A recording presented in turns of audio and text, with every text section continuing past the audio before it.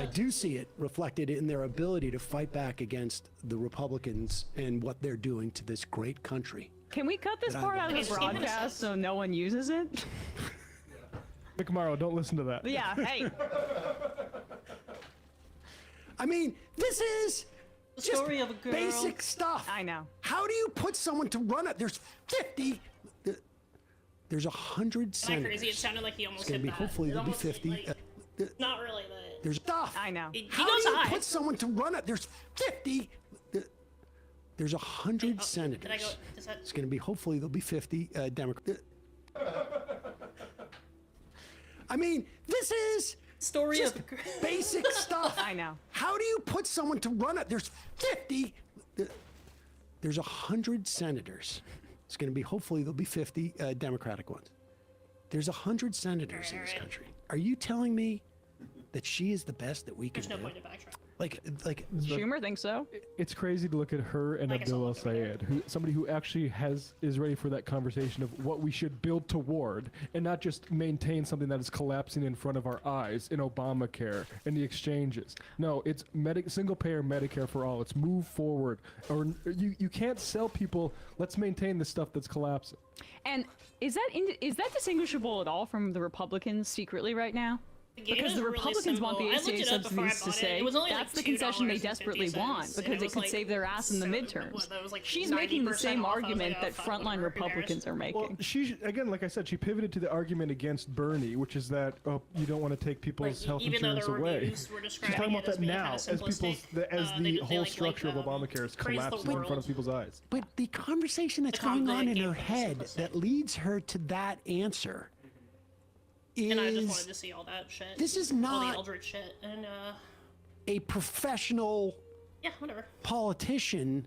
It is some corporate lackey you have sent out there to do the job who doesn't know how to respond. Like, why is she getting that defensive?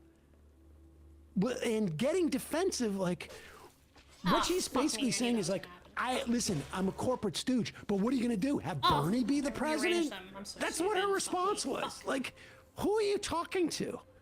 Okay, Like, let's go back. what are you Let's go back to doing? the STEM. It's just absurd. Or The I go quality of completely these crazy. candidates is garbage. And the reason why, I think part of the reason why they're such garbage, that the Democratic leadership and establishment is promoting, is because they are completely lost. They are totally rudderless. Yeah. When they come up with an ideological perspective, they realize it is founded in nothing. It did Like, nothing. they can't even How do I get my ignore sanity the own back? contradictions within their ideology today. That's the problem that they're having. That's, like, let's play your clip from MSNBC. Because Ezra Klein, again, has now, like, he keeps, and listen, I don't care about Ezra Klein except for the I fact don't that know. Yeah, I guess that's we it. know Oh, well. this guy is the guy that when they go on senatorial retreats with the Democratic caucus, they invite him in to give advice. And it all sounds good until you think about it for 5 minutes. Well, also, I mean, it was the thrust of a question that was asked of me on MSNBC last night. So, like, it is driving coverage. There was also a New York Magazine. I didn't read the article yet, but the cover is Socialism versus Abundance. And it was Bernie and a photo of Ezra Klein.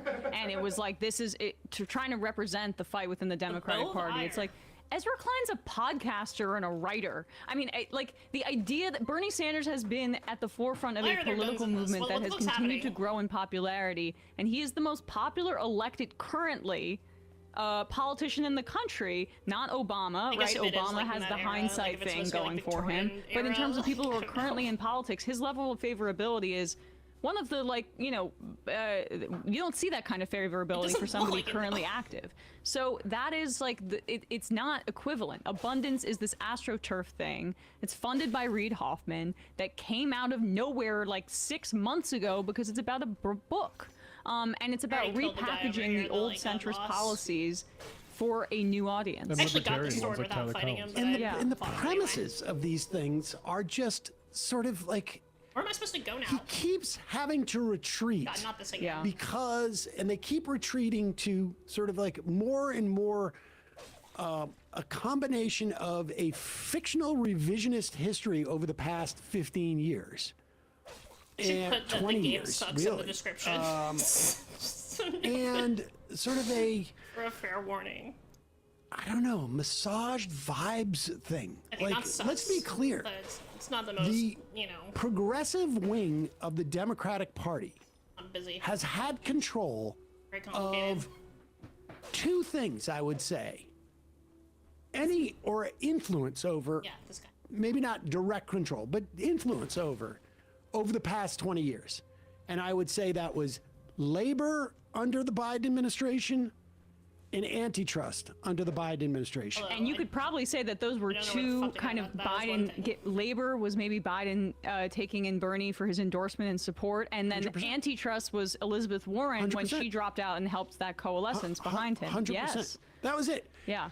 To make it, to claim that in any way the progressives had control over political messaging in this country over the past 20 years is absurd. Oh yeah, for sure. It is patently corporate Democrats. absurd. Like beyond certainly a hasn't been, lie. like, Now, of course, Because people progressives forget. are just like usually People aren't social generally as Democrats who old just as wanna, I am, doing this. I've been following for 20 years. improve But the it is patently conditions of absurd capitalism for people, to say like, that the you know, progressives it's like FDR have type won out. politics, basically. Now, if you want to say that, like, hey, when And they're not, Nancy like, Pelosi and socialists Chuck have never controlled Schumer any part of put the on, Democratic Party until a this clause, day. Kente clause, and take a knee. Okay, wait. Oh my God. I'm gonna curse it. I'm gonna jinx That's it. Fuck. a little What am I bit doing? too much.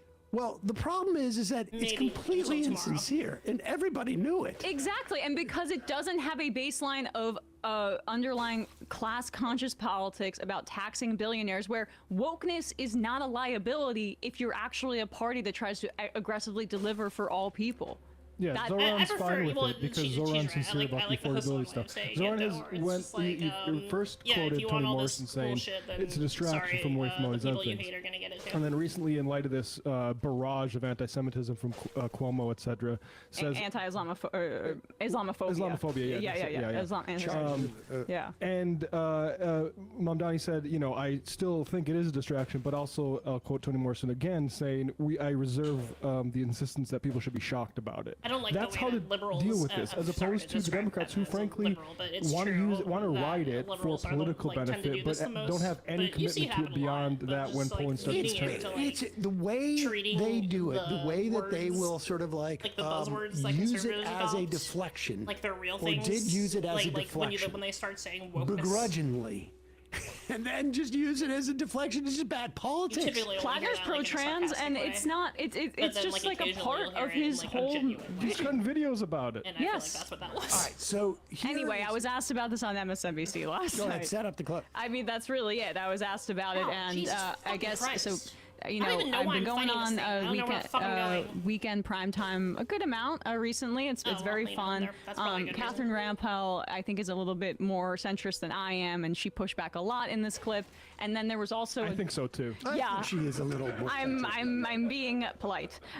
John Avlon was the guest on next to me, and I didn't know who he was, and now I should probably look these things up. But I had never really gotten this much just gonna keep pushback pushing. before on the show. I guess this was a guy. He used to be a speechwriter for Giuliani. He is the co-founder of No Labels, which is the centrist Bloomberg thing. 501c4, and he ran in 2024 in New York's I'm not first supposed to go congressional in anywhere, district, right? and Like- he lost to a Republican. He ran as a Democrat. Yes, but a very right-wing centrist Democrat out on Long Island. Right. I mean, so essentially, former Republican, or I mean, his big thing, I don't know, 10 years ago was like he was the radical centrist, and like, And I didn't know that before I teed off on centrism right next to him. So I mean, this is backwards, right? there we go. I wanted to get your thoughts on the Democratic Party here and whether or not what this upcoming Tuesday means for them.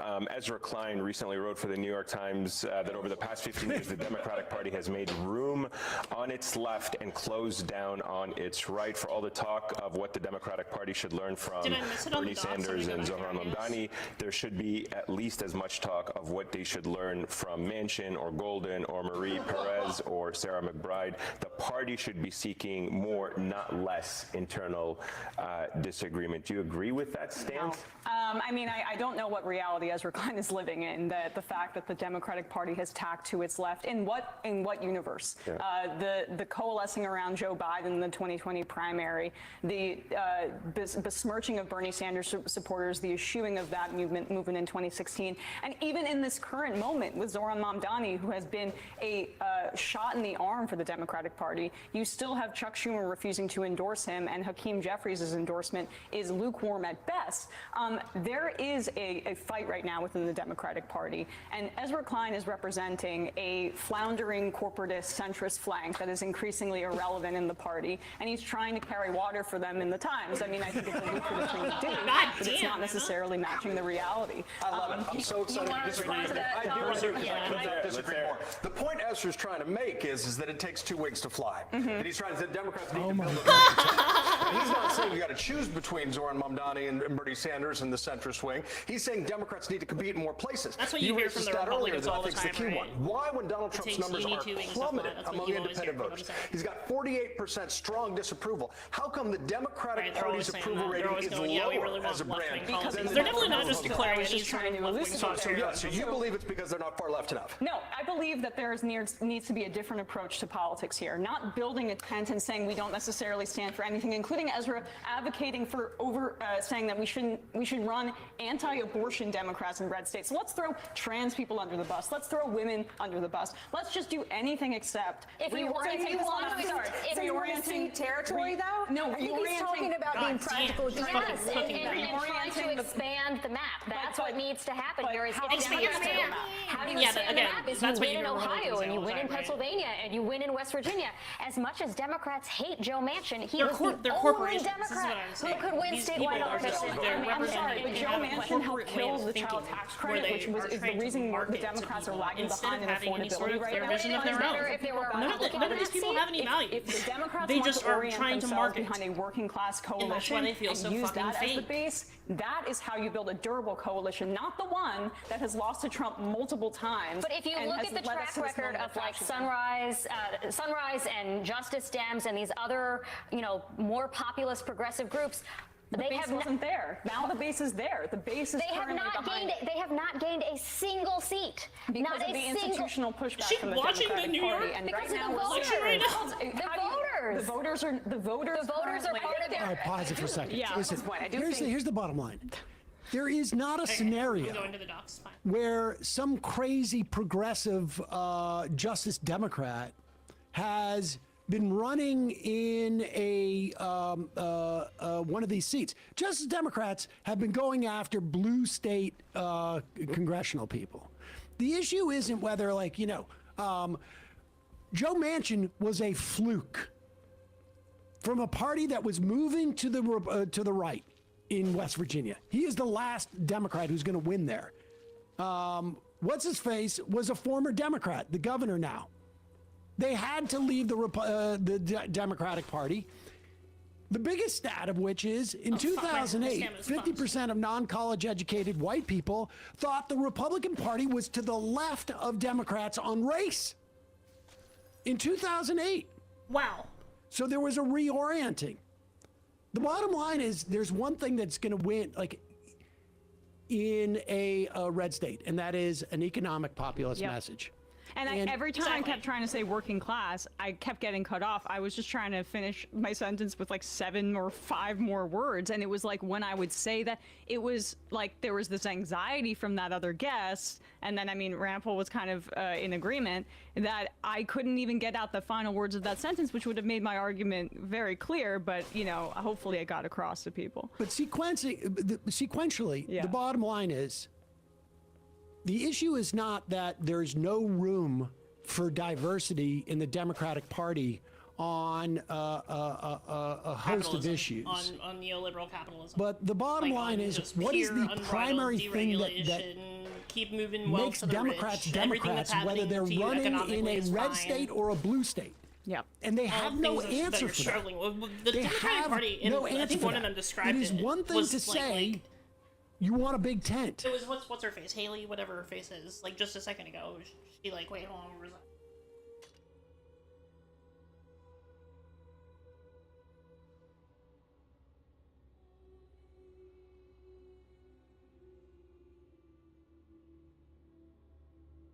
Where she basically gets Increased the corporate influence Democrat, of corporate like, money where in she's just politics. Like, oh, And we're this just, is how she like responds. the Republicans are trying to take all your health care away, and we're just like not gonna do anything like worse to you. We're gonna we don't care that it sucks already. We don't care that it's already shitty. Like even if they don't take it away, we don't care that it's like already just like the most meager bare bones programs like that could ever exist. We don't care about like raising the top on Social Security. We don't care about changing anything to benefit you. We just promise not to do anything else to hurt you. That's their message. I return millions of dollars to the pocketbooks of Michiganders. That is who I serve. I think some of your opponents would say an example is healthcare costs are through the roof for average Michigan residents. The healthcare industry gives buckets of money to the people who set the policies. Why isn't anything being done here? Well, people don't want to see their fuck my sanity, I forgot about healthcare prices increase.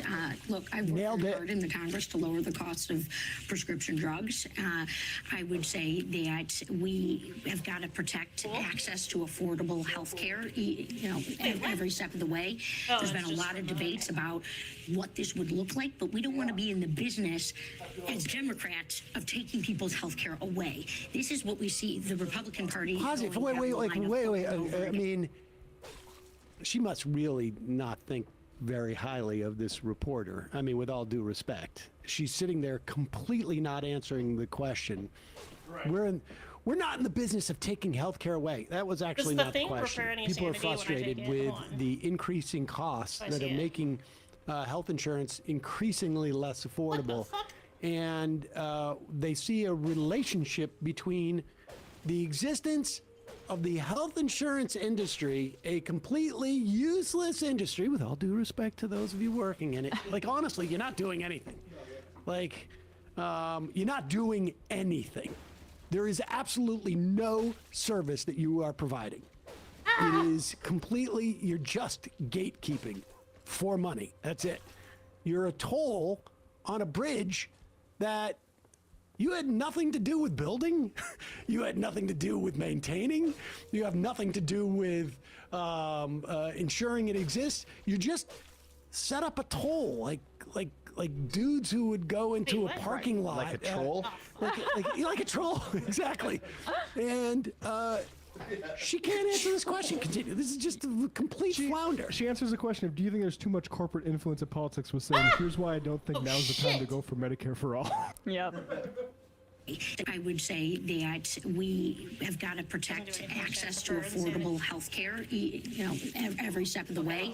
There's been a lot of debates about what this would look like, but we don't want to be in the business as Democrats of taking people's health care away. This is what we see Exactly. the Republican Party Exactly. going This down is the it. line of over and over again. When I was first elected to Congress, He won't it help was you. pre-existing We conditions. don't have a vision that of was how a to fear change for this people. crumbling society that And now led to we're Trump. seeing the same old playbook. Like, well, even during we're the not Obama gonna, administration. we don't believe in the After the, ACA exchange. We don't believe 2008 in, crash, in after what was Citizens set up United, through things Obamacare. continued to Now get you've worse got and worse and worse almost and worse. 40,000 people in my congressional district that might be priced they're out not of their saying health they have care. any vision to So change yet any of again, that, we've got to stand up especially and with defend where we that. are Yes. now. Should we have a They just holistic promise it conversation? will Are we fix it. working? They're not going to do Maybe anything we major should. to make Just it but in worse. the meantime, But then, we'll you catch know, up.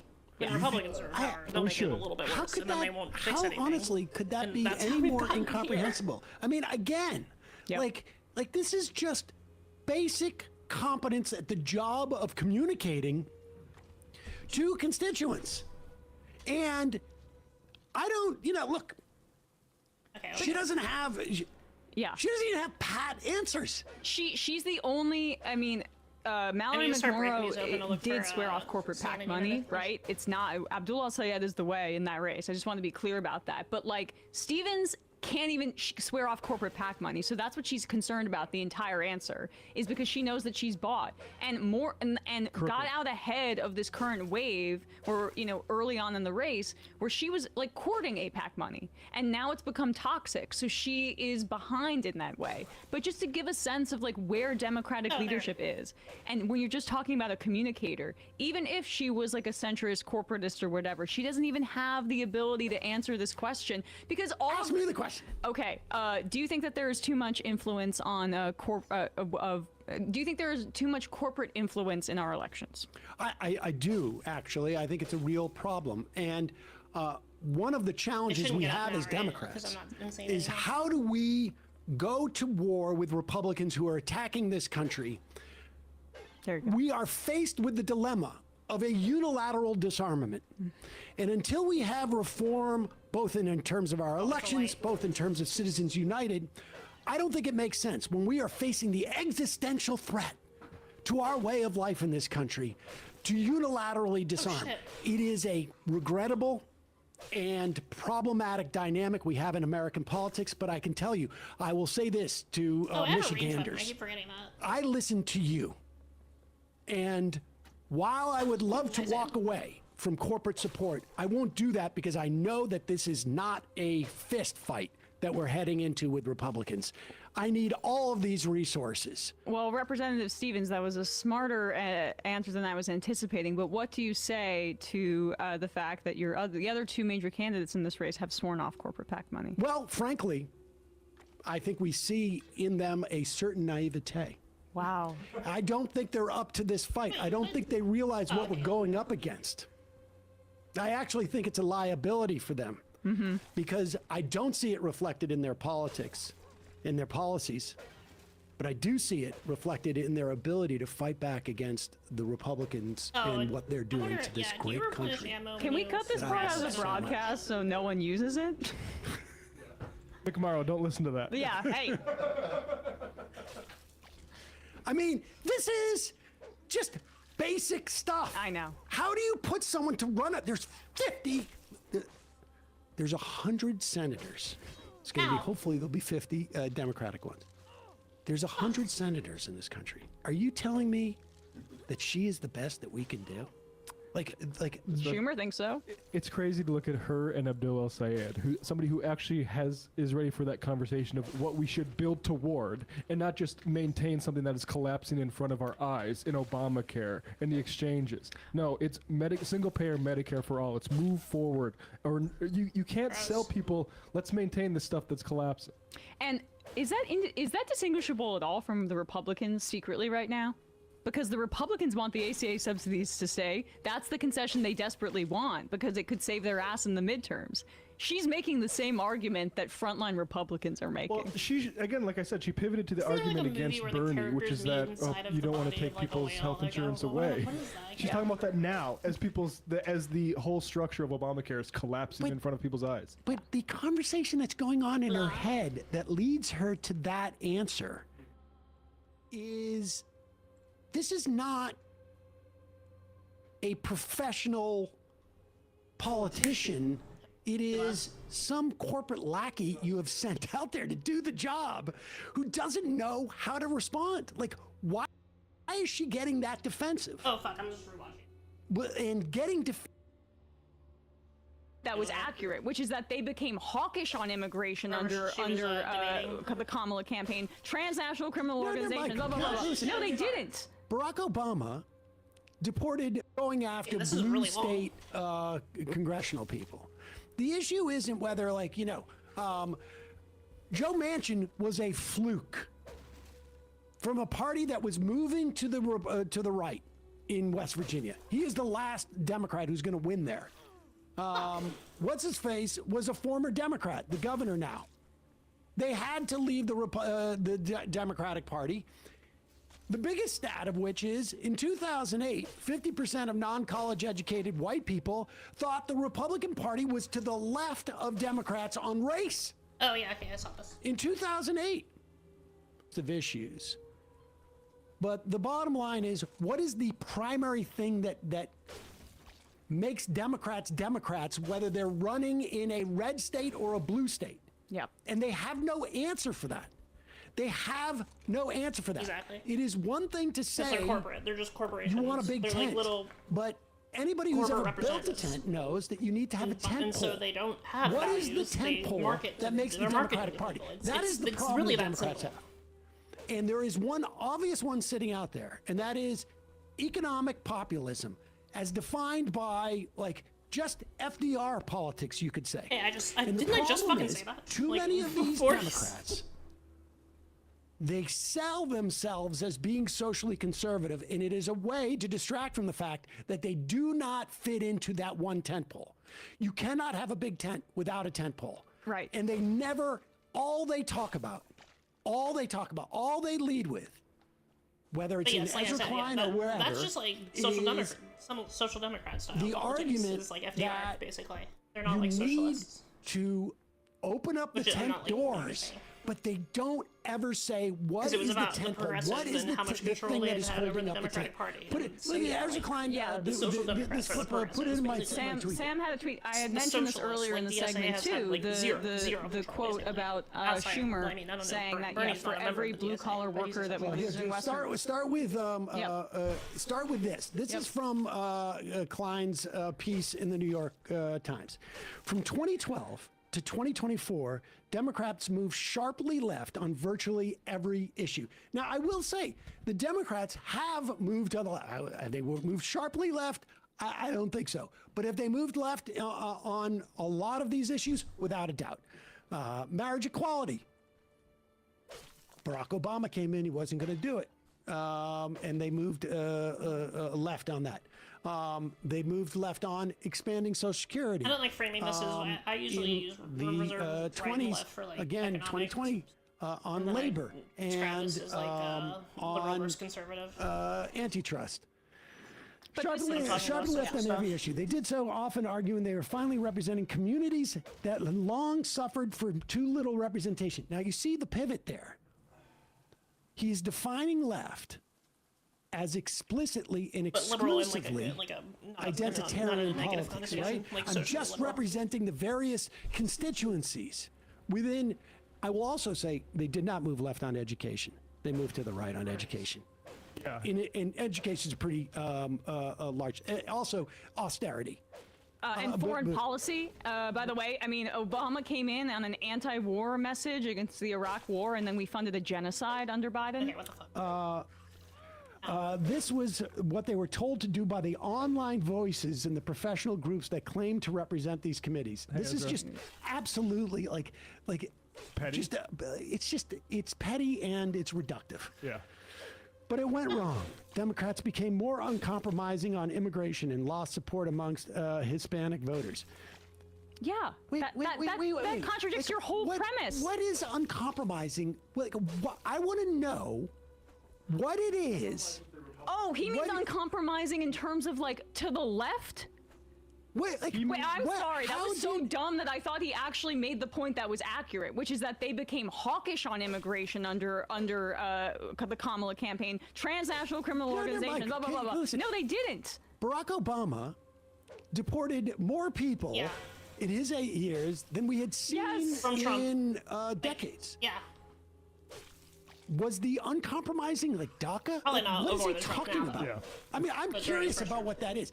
There were activists who were saying, "Hey, man, you got to have a thing," but Joe Biden ran on the fact that they went and provided a compromise to the Republicans. He bragged it was a Republican bill. Does anybody remember this? That was our big Does anybody 2024 memory acceptance. hold? Yeah. That was 2023. He's probably saying some people said Latinx. right? Like Langford. Latinx. The Democrats tried to make a deal with Marco Rubio in 2013, I think it was.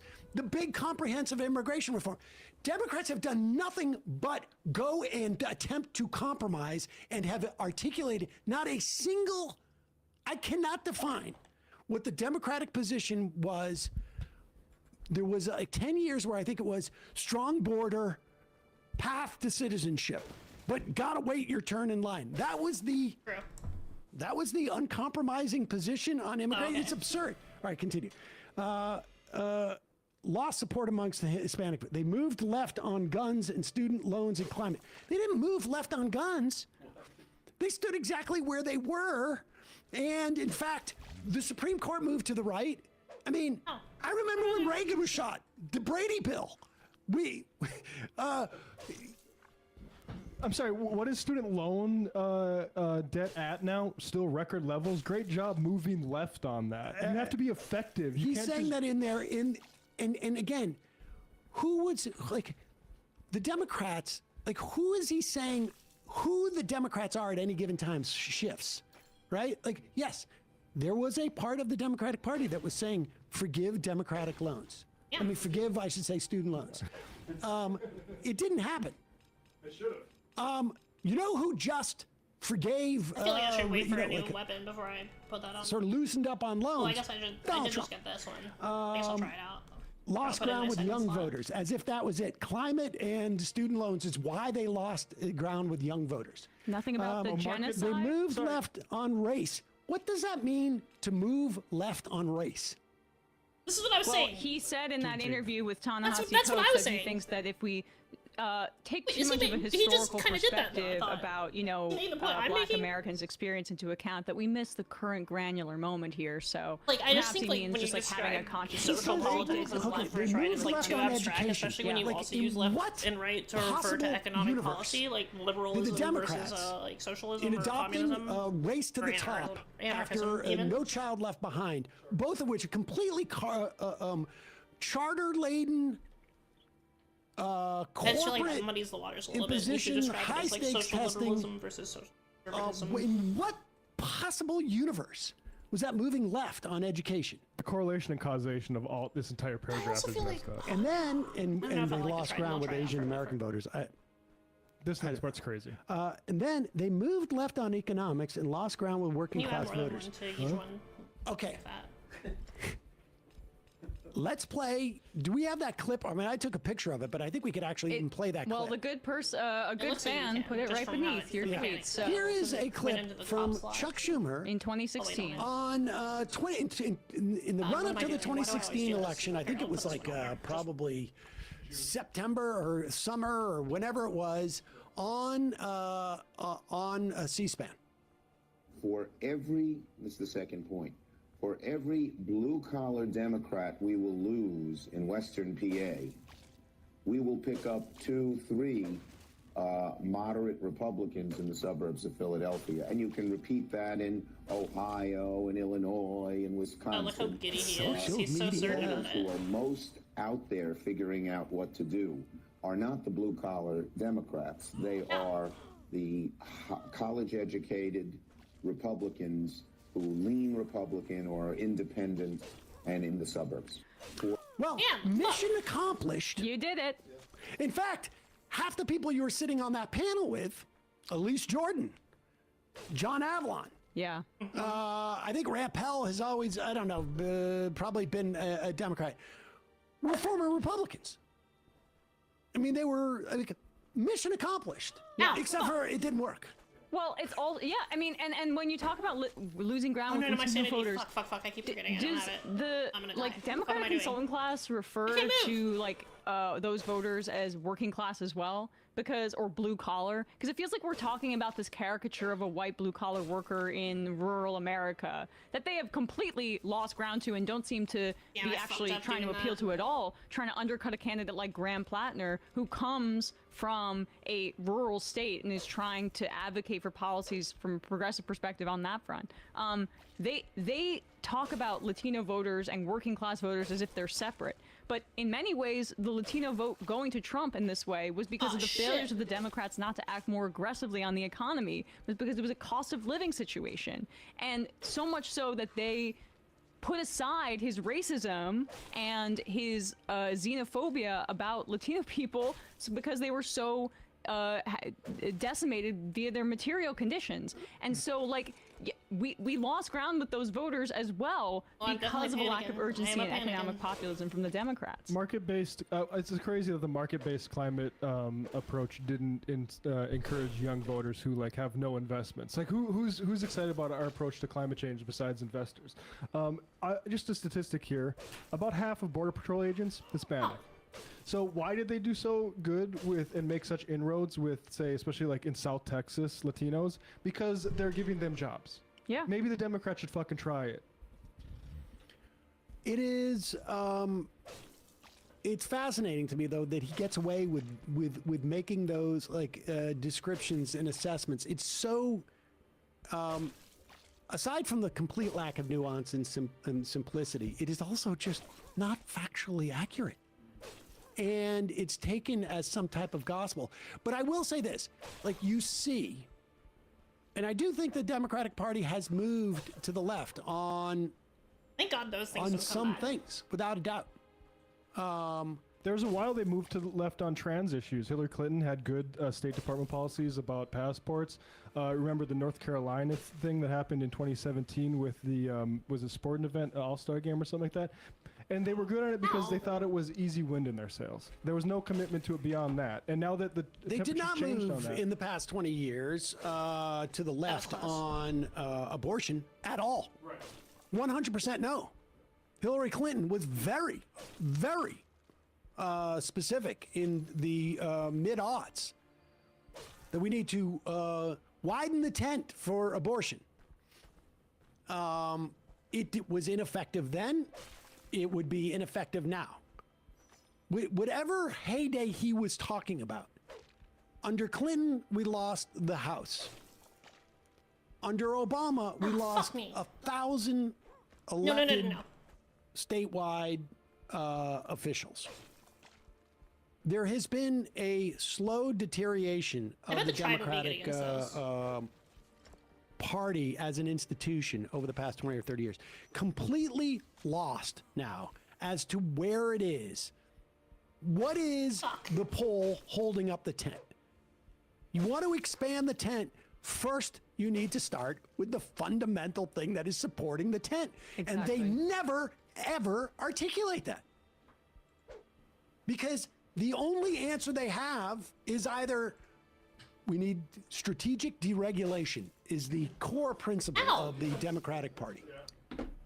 I mean, honestly, like it's either like we're not Trump, we're not Republicans. All they don't say we're not Republicans enough, frankly. What is the tent pole? What is the fundamental reason for the Democratic Party? Yeah.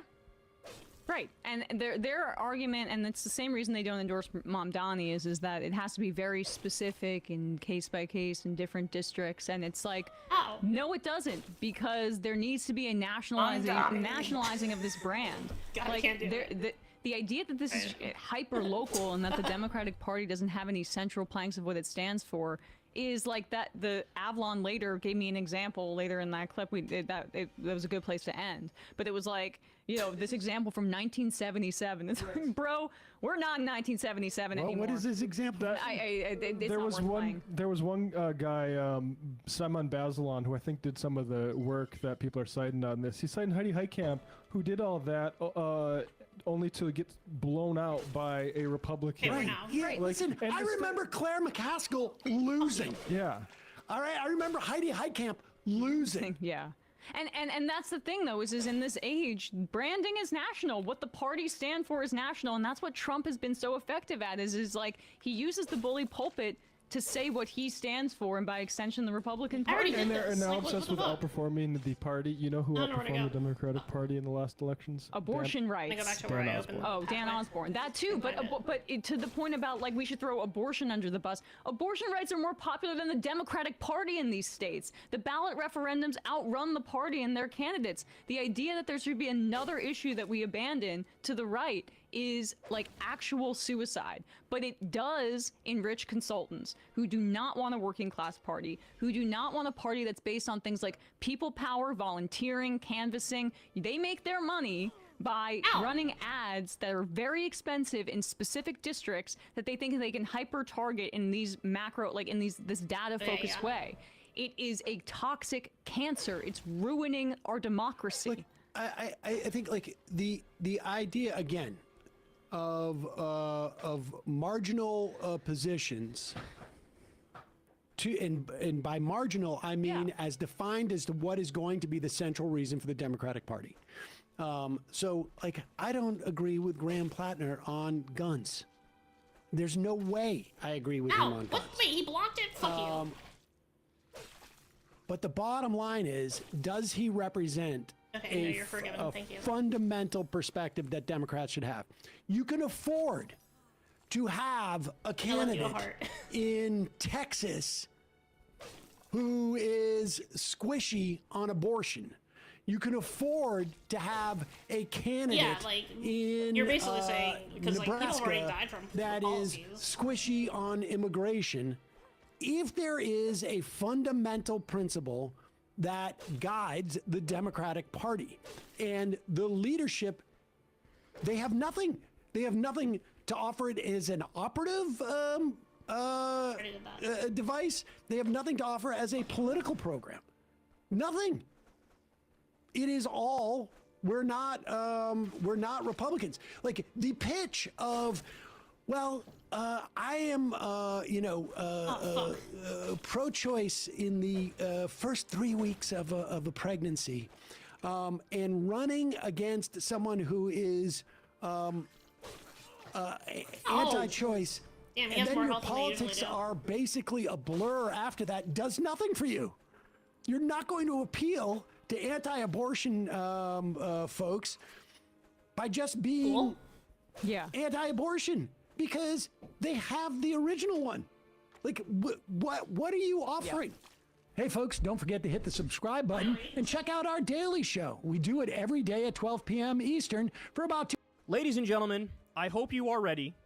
I hope you're ready to have to take a shower in a short amount of time. Okay, you know what? Hold on. Because I'm about to show you some clips from the new Joe Rogan Elon Musk interview. And ladies and gentlemen, it is a suck and fuck fest to the max. There is some sloppy toppy being given to the billionaire who has now grown man titties. This is not good, bro. This is really, like, I mean,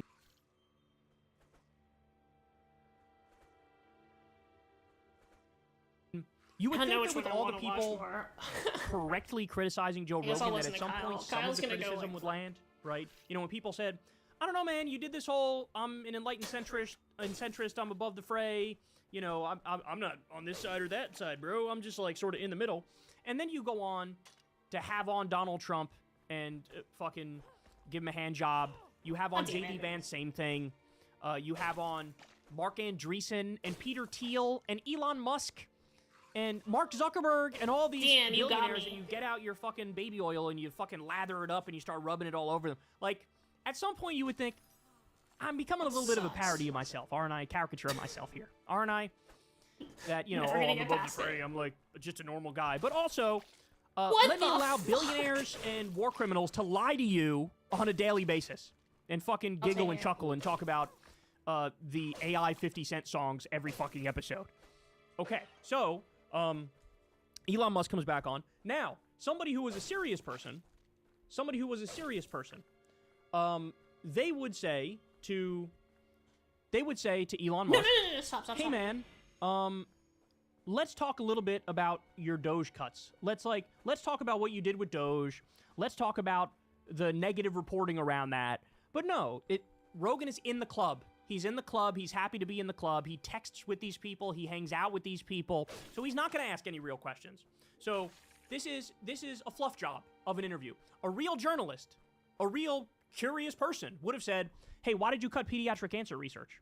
Why did you cut the National Weather Service? And then, by the way, there were late warnings that came out and people died because they weren't able to get out of Dodge because of an extreme weather event. That's directly because you fucking fired National Weather Service people. Do you feel bad? Do you lose sleep at night that a fucking children's Christian camp got flooded and a bunch of people died because the warnings didn't go out because you fired the National Weather Service people? How about Meals on Wheels? Why did you guys cut Meals on Wheels? Why did you cut the Consumer Financial Protection Bureau, which is one of the few agencies protecting Americans from being defrauded by big financial institutions? Why did you fire the nuclear safety officials and then have to beg for them to come back? Why are you guys destroying FEMA and the Department of Education? Why did you fire 83,000 veterans? Why did you close down 50% of the Social Security offices? Why did you fire 250,000 public workers? Why did you do that, Elon Musk? Why did you get rid of the food safety inspectors and the air traffic controllers? And why did you guys fucking axe the scientific research? Is there any point to even cut killing the those USAID money where you know now people are dying as a result of that. People don't get their malaria medication, their HIV medication, and people are fucking dying because of that. But Rogan is not interested in that. He's interested in playing patty cakes, bakers, man. I hope I'm in the club and I hope you guys like me. Yay! All right, so here we go. Let's start. Here we have them talking about Trump. Biden administration was not exactly my best friend. That's what I heard. Especially after I, you know, helped Trump get elected. Which, I mean, some people still think, you know, Trump is like the devil, basically. And I mean, I think Trump actually. I guess there's something to sell he's that. not perfect, but he's not evil. Trump is. Motherfucker, you said he was in the Epstein files. You said he was in the Epstein files. That's what you said. You called it. And by the way, you were right. Evil. He's like, oh, but now he's isn't not in evil. the Epstein files? So you're telling me there are people who were best friends with Jeffrey Epstein who are not evil, according to you? Which, by the way, let's also point out. Remember, there was a story that just came out not that long ago. You know who else is in the Epstein files? Elon Musk. Is Joe Rogan going to push him on that? I wouldn't hold your breath on that one. Because remember, this is what we know about Trump. There's literally a picture of Donald Trump and Jeffrey Epstein, and Trump is making the age of handing a big consent check to 13 Jeffrey and just Epstein, be like, yeah, buying Epstein a wasn't a girl. big deal. It was They just say, a oh, it was a joke. or something. Look, Like literally. I'm buying a girl from the world's most prolific pedophile sex trafficker. Isn't that funny? So we know that. We've seen the picture. Michael Wolff says there's literally a picture of Trump that Epstein has, where Trump's got a stain on his pants, and there's two girls of an uncertain age bending over laughing in front of him. Is this gonna... He's not evil. I don't know what you're talking about. He's fucking murking innocent Venezuelan fishermen off the coast of the Caribbean with zero evidence whatsoever of any wrongdoing, but he's not evil. He's not evil at all. I can't, man. I mean, this is just astonishing to me. A guy who... Epstein is on tape saying Trump was my best friend for a decade. I mean, we literally have a situation where Trump hosted a party at Mar-a-Lago. It was a private event with teen models, and the only two people there was him and Jeffrey Epstein. But that guy's not evil. Epstein allegedly learned human trafficking from Trump's modeling agency with John Casablancas, notorious pedophile, and others who were notorious pedophiles. But he's not. All the fucking war crimes, all the corruption, crypto scamming his own supporters, all the pedophilia. People think he's evil. Why would anybody think he's evil, bro? Why would anybody think he's evil? I don't understand. Not evil. I mean, I spent a lot of time with him, and he's. Okay. I mean, he's a product of his time, but he is not. He's not evil. No, I don't think he's evil either. But if you look at the media coverage, the media treats him like he's super evil. Yeah, it's pretty shocking if you look at the amount of negative coverage. Like, one of the things that I looked at the other day was mainstream media coverage of.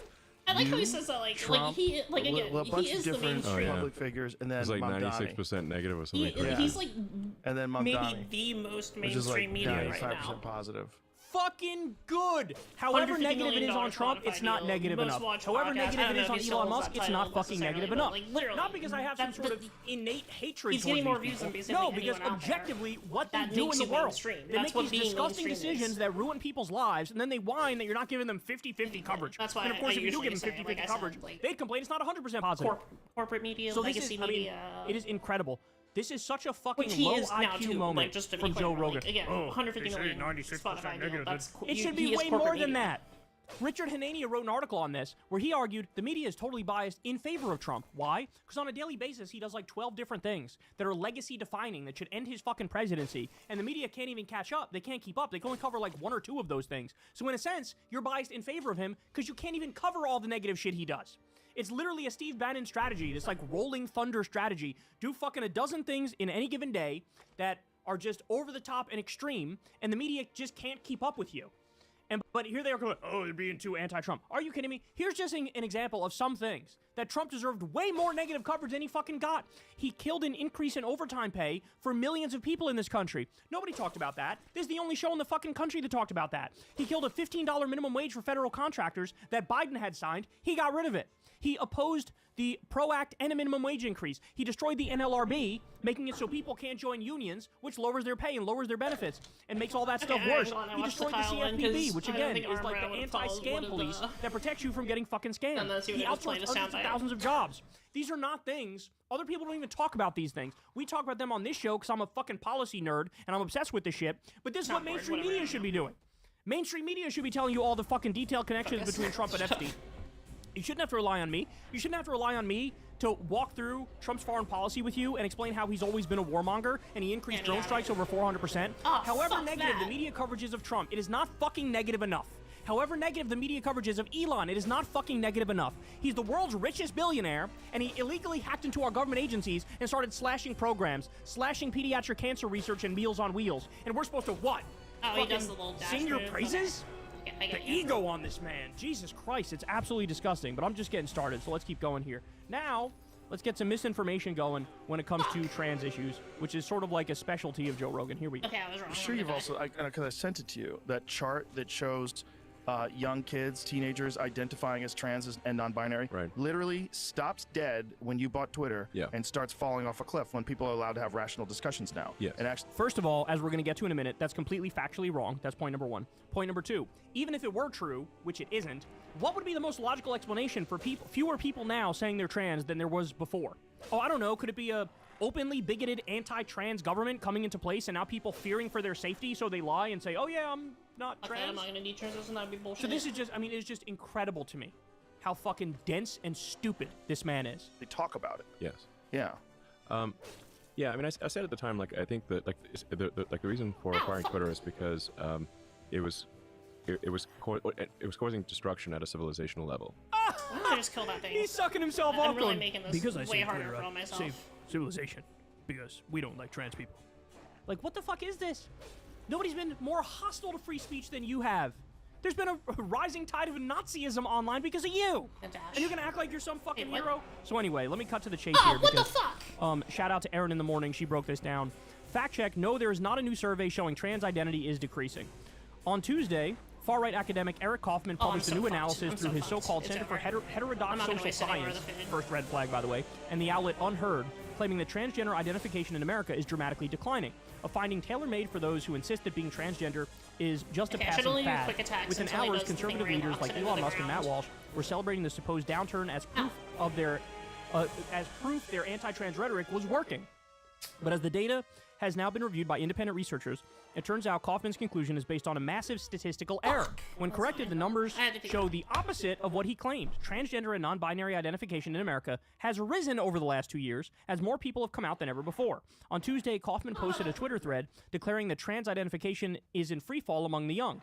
The graph he used to prove it, however, was fundamentally flawed. It showed students who identified as neither male nor female, a category that excludes most transgender men and women. In other words, Kaufman's supposed evidence of a collapse in trans identification was actually a selective chart of non-binary students, not transgender people as a whole. So you can go read this whole article if you want, but bottom line is they're fucking spreading misinformation because that's what they do. And at the same time, you got Elon Musk getting some sloppy toppy from Rogan himself, but also giving himself some sloppy toppy, pretending I save civilization by buying Twitter. Like, what a fucking joke this man is. Your legacy is cutting pediatric cancer research and Meals on Wheels and firing 250,000 government workers illegally. You should be in fucking prison, Elon Musk, and you know it. And you got $500 billion. And you want to suck yourself off like you're some special person? With $500 billion, you could eliminate homelessness in the U.S. You haven't done that. You could eliminate hunger in the U.S. You haven't done that. And you're not going to do that. Because you don't actually give a fuck. On the sword. More. Here we go. Just flat out lies from Elon. Here we go. Cars are going to be autonomous. But there's just so many desk jobs where really what people are doing is they're processing email. So they were or they're be answering like the phone. fully autonomous in like 2018 and just anything that like is that isn't moving atoms, like anything that is not physically, like doing physical work, that will obviously be the first thing. Those jobs will be and are being eliminated by AI at a very rapid pace. And ultimately, working will be optional because you'll have robots plus AI, and we'll have, in a benign scenario, universal high income, not just universal basic income, universal high income. I literally cannot adequately explain to you just how much this is bullshit. This is the same guy that just cut pediatric cancer research and Meals on Wheels telling you he's the same guy who's been lying about Social Security, saying there's been so much fraud in it and a lot of people are illegally getting it. And he says, oh, it's okay, AI's going to take over, your job's going to get stolen, but don't worry, the government's going to give you a universal high income. The same fucking government that right this second has Trump illegally freezing the food stamp money, 40 million Americans starving, 18 million children among them starving. Trump is freezing that illegally. That same government that won't even give people a couple dollars a day to survive as they cut 94 million pounds of food that was supposed to go to food banks, that same government is going to give you universal high income. He just makes shit up. Like when he said fucking 15 years ago, I'll put us on Mars in 10 years. Well, what happened to that, bitch? I was just saying. We know nothing happened about that. You want to know why? Not The that, fucking but, king you know, of the same frauds thing. Empty promises. and con man shit. And vaporware. He's literally just like a I have this hype new man, that's product. We're going to release it next year. We're taking deposit money now. Thank you for the deposit money. And boom, you ghost everybody. You don't fucking create the product. He's a con man. How do people not see it at this late date? The problem is not trans people. The problem is not immigrants. It's fucking Elon Musk. It's the billionaires. It's Mark Andreessen. It's Elon Musk. It's Mark Zuckerberg. It's all these fucking con men who are stealing all the money, vacuuming up all of the money and all the resources as you fucking can't afford to pay your light bill. They're the problem. They've bought the government. They rigged the system. So now we're going to cut Social Security, Medicare, Medicaid, food stamps, the entire social safety net as your job gets stolen and they get wealthier and wealthier. We're going to have some of these guys are going to be worth fucking trillions in due time and you can't feed your kid. They're the problem. They're the problem. We need to fucking tax these motherfuckers. There should be not a single person in this country that makes more than $999,999,999.99. Every single penny over that line should be taxed at 100%. God damn it, dude. And we should take that money and redistribute it. People should be given free healthcare, free college, a living wage. People should be given a 4-day work week. We should fucking ban AI from stealing people's fucking jobs. Do you not understand that they're gonna fucking crash civilization as they ironically pretend like they're the saviors of it? And as Joe Rogan shoots the shit and giggles with them on his stupid fucking show?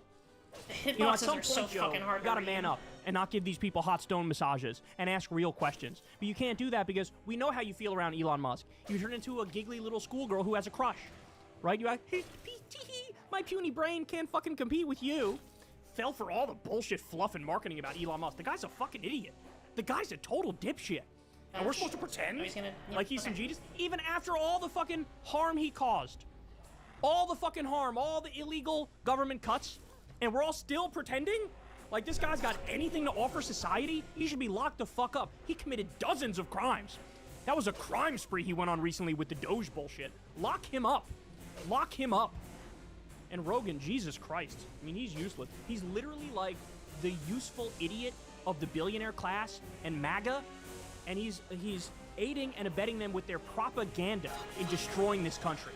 All right, guys, I got one more for you. So this one here is Elon Musk flat out lying about why there's a government shutdown. And this is the sort of stuff that pisses me off the most. Because this is easily checkable, easily Googleable, right? And Rogan sits there, wow, bro, you for real, bro? Wow, amazing, bro. Meanwhile, Elon's lying, he knows he's lying, and probably more than half of Rogan's audience has no fucking idea, and they watch this and they swallow it whole, and they start believing shit about politics that is verifiably and factually wrong. Watch. The reason you have the standoff is because if the hundreds of billions of dollars to create a financial incentive to have this giant magnet to attract illegals from every part of Earth to these states, if that is turned off, the illegals will leave because they're no longer being paid to come to the United States and stay here. Wow. That's just a lie. What this government shutdown is about, the Republicans need, I think it's about 6 votes, 6 Democrat votes, in order to reopen the government, in order to fund the government. And what the Democrats are doing is they're finally saying, we're not going to let these psychopaths ruin everything. We're now going to step in and say, for you to get our votes, you need to allow in the Obamacare subsidies, the Affordable Care Act subsidies. What does that mean? That means it's the subsidies from the government that keep people's healthcare premiums low within reason. If you get rid of the Obamacare subsidies, people's healthcare premiums will double, triple, and quadruple, and in some cases even go higher than that. And so Trump and the Republicans are saying, no, fund this government without the Obamacare subsidies and let people not be able to afford their healthcare anymore. Let them not be able to afford their healthcare. Let people go bankrupt from fucking medical bills. That's the Republican position. The Democratic position is, no, we want to force you to allow the Obamacare subsidies through, keeping healthcare premiums low and making it so people can afford it. And by the way, most of the people, it's like 70% or something of the people who would be helped by this move from the Democrats are the Republican voters. Democrat politicians are looking out more for MAGA voters than MAGA politicians are. And all this bullshit about, oh, they're trying to give free healthcare to illegals. It's just a lie. It is just a flat out, unadulterated, pure lie. They made it up. They ran with it because they know they can't win on the merits. So they just lie about it and they repeat it enough. And unfortunately, it works where so many of their own supporters start to believe the lie. And they have no idea what the actual fight is over. And the Democrats don't do a good enough job of explaining to people, this is what we're doing and why we're doing it.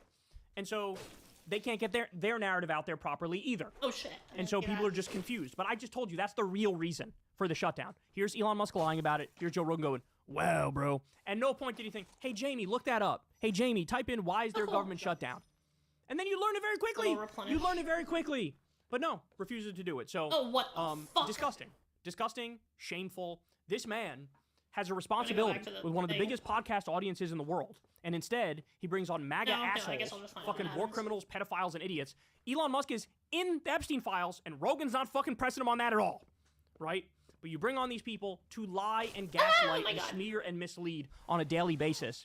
And then God forbid any of us come out here and correct your ass and you go, stop canceling me. It's not fucking canceling. It's called telling the truth, which is something you guys should probably learn how to do. Hey y'all, do me a favor and like and subscribe. It helps out big time in the algorithm. Click the bell as well for notifications when videos drop. And watch that video on screen right now. You know you want to.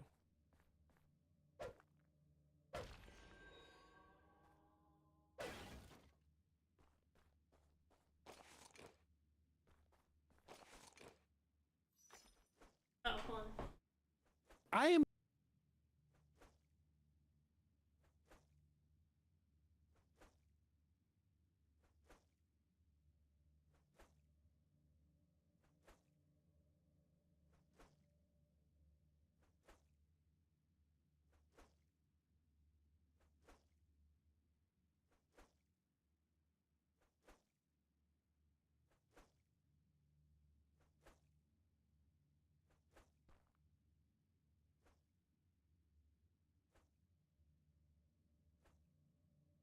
like as we're recording, a federal judge has been fortunately somewhat skeptical that the Trump administration can simply suspend SNAP because of the shutdown. The judge said Congress has put money. Like, what does it do?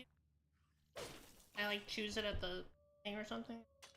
Oh, yeah, in an emergency fund. It's hard for me to understand how this isn't an emergency when there's no money and a lot of people are needing their SNAP benefits. Seems pretty straightforward to me, so perhaps a ruling will come out that will have some sort of impact. Right? Hopefully. Like Congress sets what money gets spent and the president has to do it. So if the president decides not to, he can't, but sometimes he can.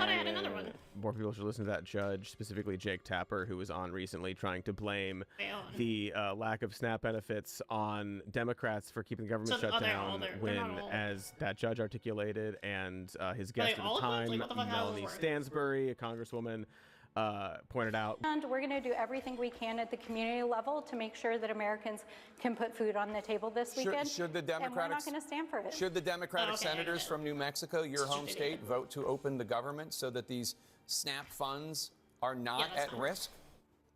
Let me be clear.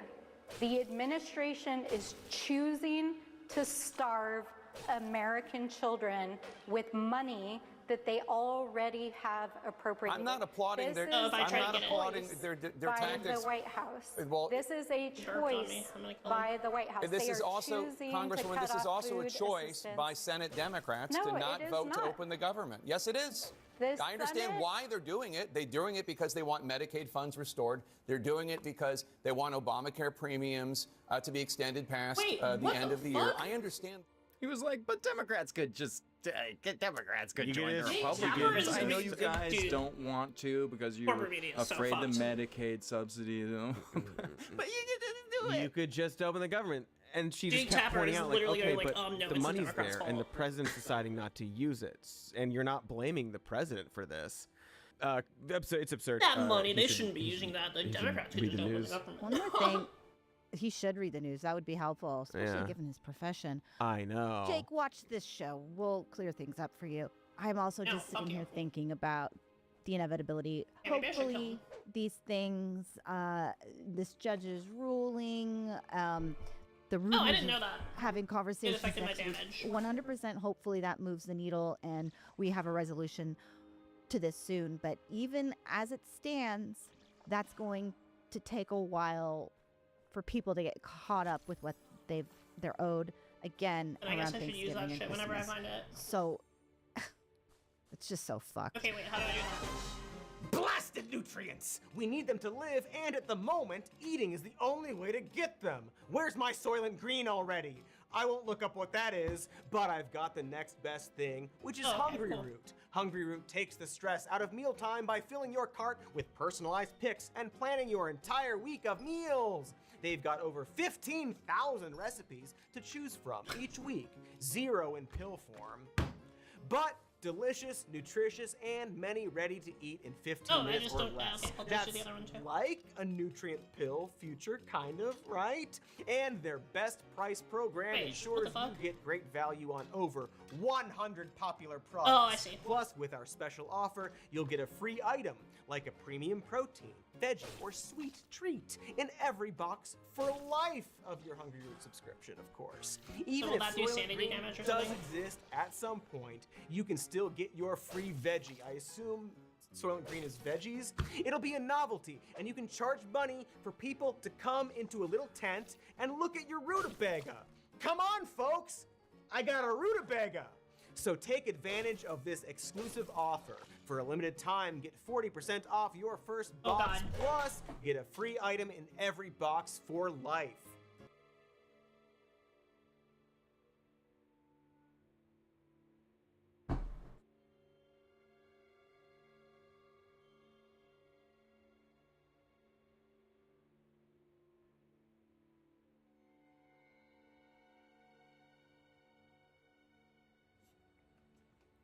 How's everybody doing? Welcome to the show, y'all. This isn't even really an official show. I'm just babbling out here. Happy Halloween to everybody. Crystal is to my left, and she is walking our cat. Our cat is actually on a leash right now. He looks ridiculous. Yeah, he does it whenever, you told me this, but whenever he's on the leash, he takes like a couple steps and sits. Like he can't get it out of his mind that there's something on him. And that's his way of trying to get rid of it, right? Like, maybe if I sit, it won't be here anymore. Is that the idea? He's just uncomfortable in it, but he loves being outside, so he's very happy. He's purring very loudly, but the leash just makes him want to like just lay on the ground. Yeah, I wonder if he'll ever just learn that you could just ignore the leash and do whatever you want, you know? Because that thing.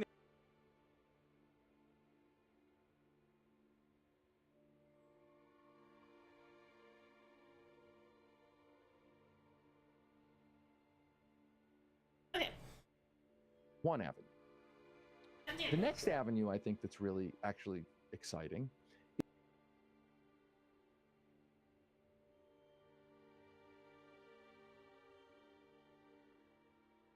Speaking of Justice Department targets.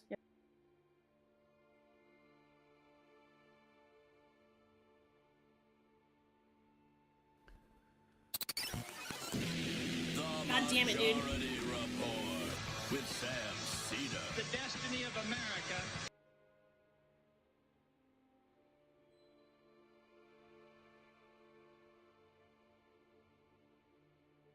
What? I want. for a while.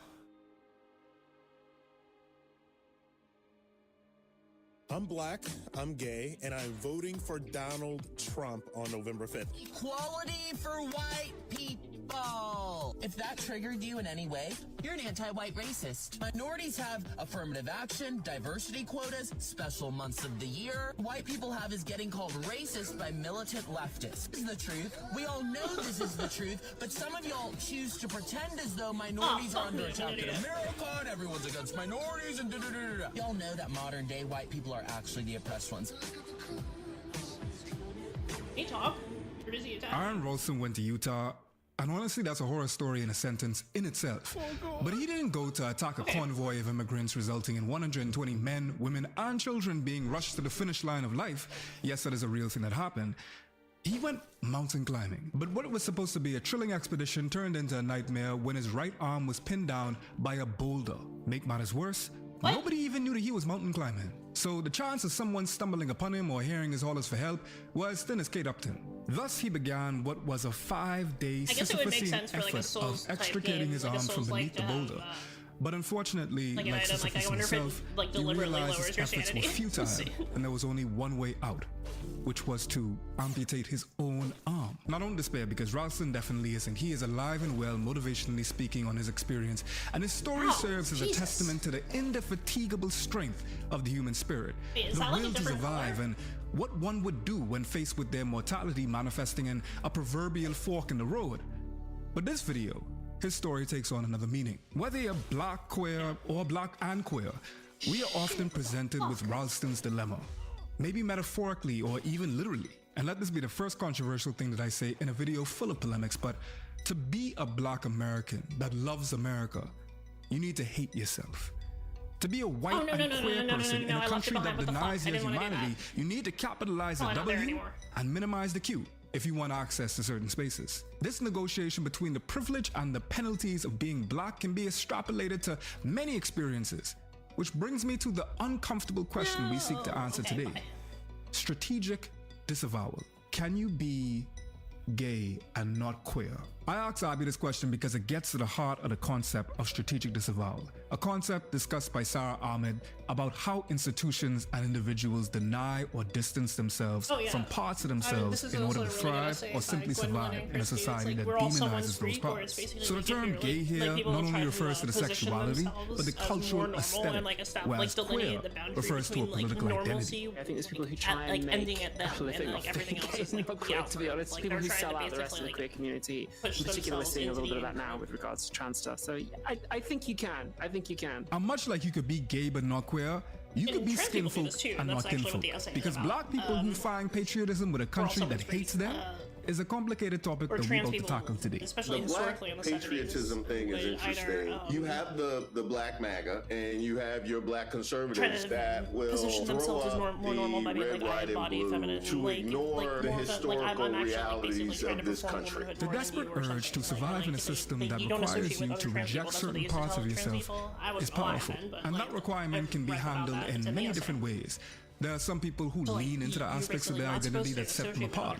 But then there's another way of coping. While some people wear their culture like a badge of honor, others lock it away into the furthest depths of themselves and put only their most favorable qualities on full display for the world to see. The passing of the black or Jewish American who leans into that privilege as a way to reap the benefits of it. The women who fight on behalf of their oppressors to limit their own gender's rights. And the gay black man who has the nerosity to get up on goddamn YouTube and proudly align themselves with people who wouldn't so much as spit on him had he been on fire.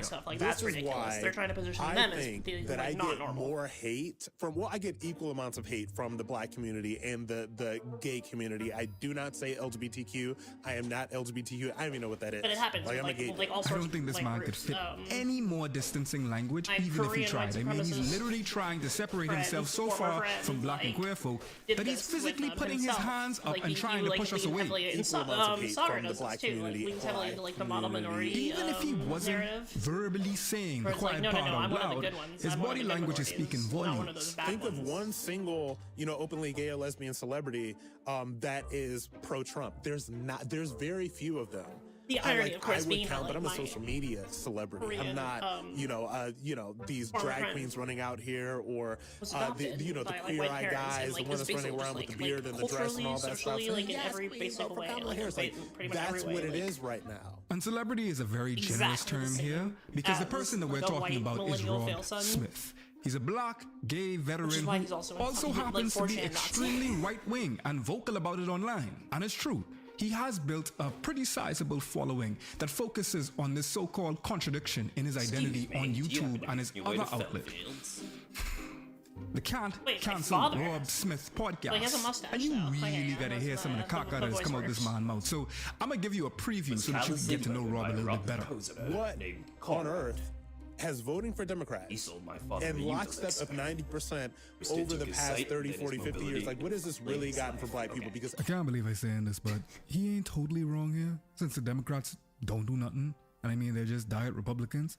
But the solution definitely ain't voting for the spiritual successor to Ronald Reagan if he did a Dragon Ball Z fusion with the Austrian young Dolph. Every single election cycle, they come around and tell you that you're victims of racism. Every single election cycle, they come and tell you what they're going to do for you, and they do absolutely nothing. That's like such a stupid name. Let's talk about it then. I feel like that's Let's talk about what voting for Trump has actually gotten black people and every other American for that matter. In less than 1 year, the elimination of DEI programs, the dismantling of the Department of Education, mass federal layoffs, millions of Americans losing their health care in a country that will bankrupt them for a minor injury, trying to erase black history from the United States. The black community and every other marginalized group, including non-millionaires, really lucked out with everything they've gotten from a fully Republican administration so far. But the mere existence of Rob Smith reminds me that I would be remiss not to mention a particular movement that doesn't believe I am black. And of course I'm talking about ADOS and FBA. This could be a hot take, but it can help the white queer folks who hear and don't get the law, and vice versa. Wow. Black Americans who cozy up to conservative xenophobia that is weaponized against the rest of the black diaspora. I'm talking about FBA and ADOS, of course. They are the trans medicalists of the black diaspora. Trans medicalism. Why? I'm gonna piss people off. Are they literally about to talk like what I just fucking said? It's not a super fringe thing. It's a thing that people I know in real life in my community subscribe to. Trans medicalism, as I understand it, and full disclosure, I am fatally cis, terminally het, is the Bro. I literally just went off on this. belief that being trans is a primarily medical condition that requires a diagnosis of gender dysphoria and often medical intervention like HRT or surgeries. Where I think that like being non-binary is under the trans umbrella, but that it's like a separate sort of people that like especially like if you don't medically transition. And you, especially if you're like you remain like just like mainly cis presenting, because I notice this a lot. Like a lot of people like started to like kind of explore the concept of gender and like didn't want, like it just like didn't want to feel like locked down by like so many societal expectations, gender roles and stuff. They just like it clicked. Like they heard enough of the stuff where there's like, hey, yeah, okay, that kind of makes sense to me. Where like I don't want to identify as like a specific man or anymore. Identifying as non-binary. I had an ex that did that. They don't like transition, they don't change their appearance, they don't do anything. They don't like actually change how they perform. They just adopt, a separate label so that they don't, and it's like, I guess, burning, yeah.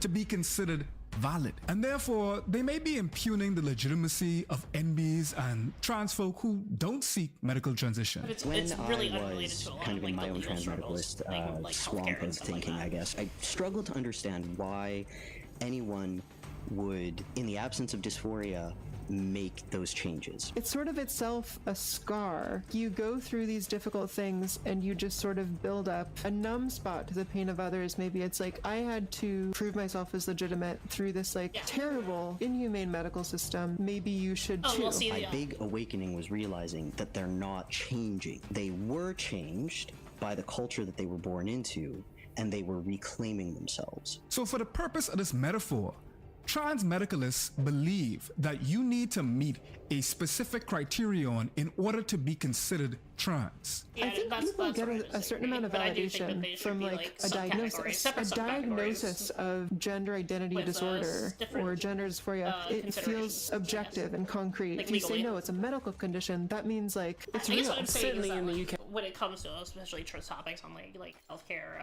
and stuff like that, and some of the more dicey trans topics that are specifically related to people that like are medically trans, like that should be given weight.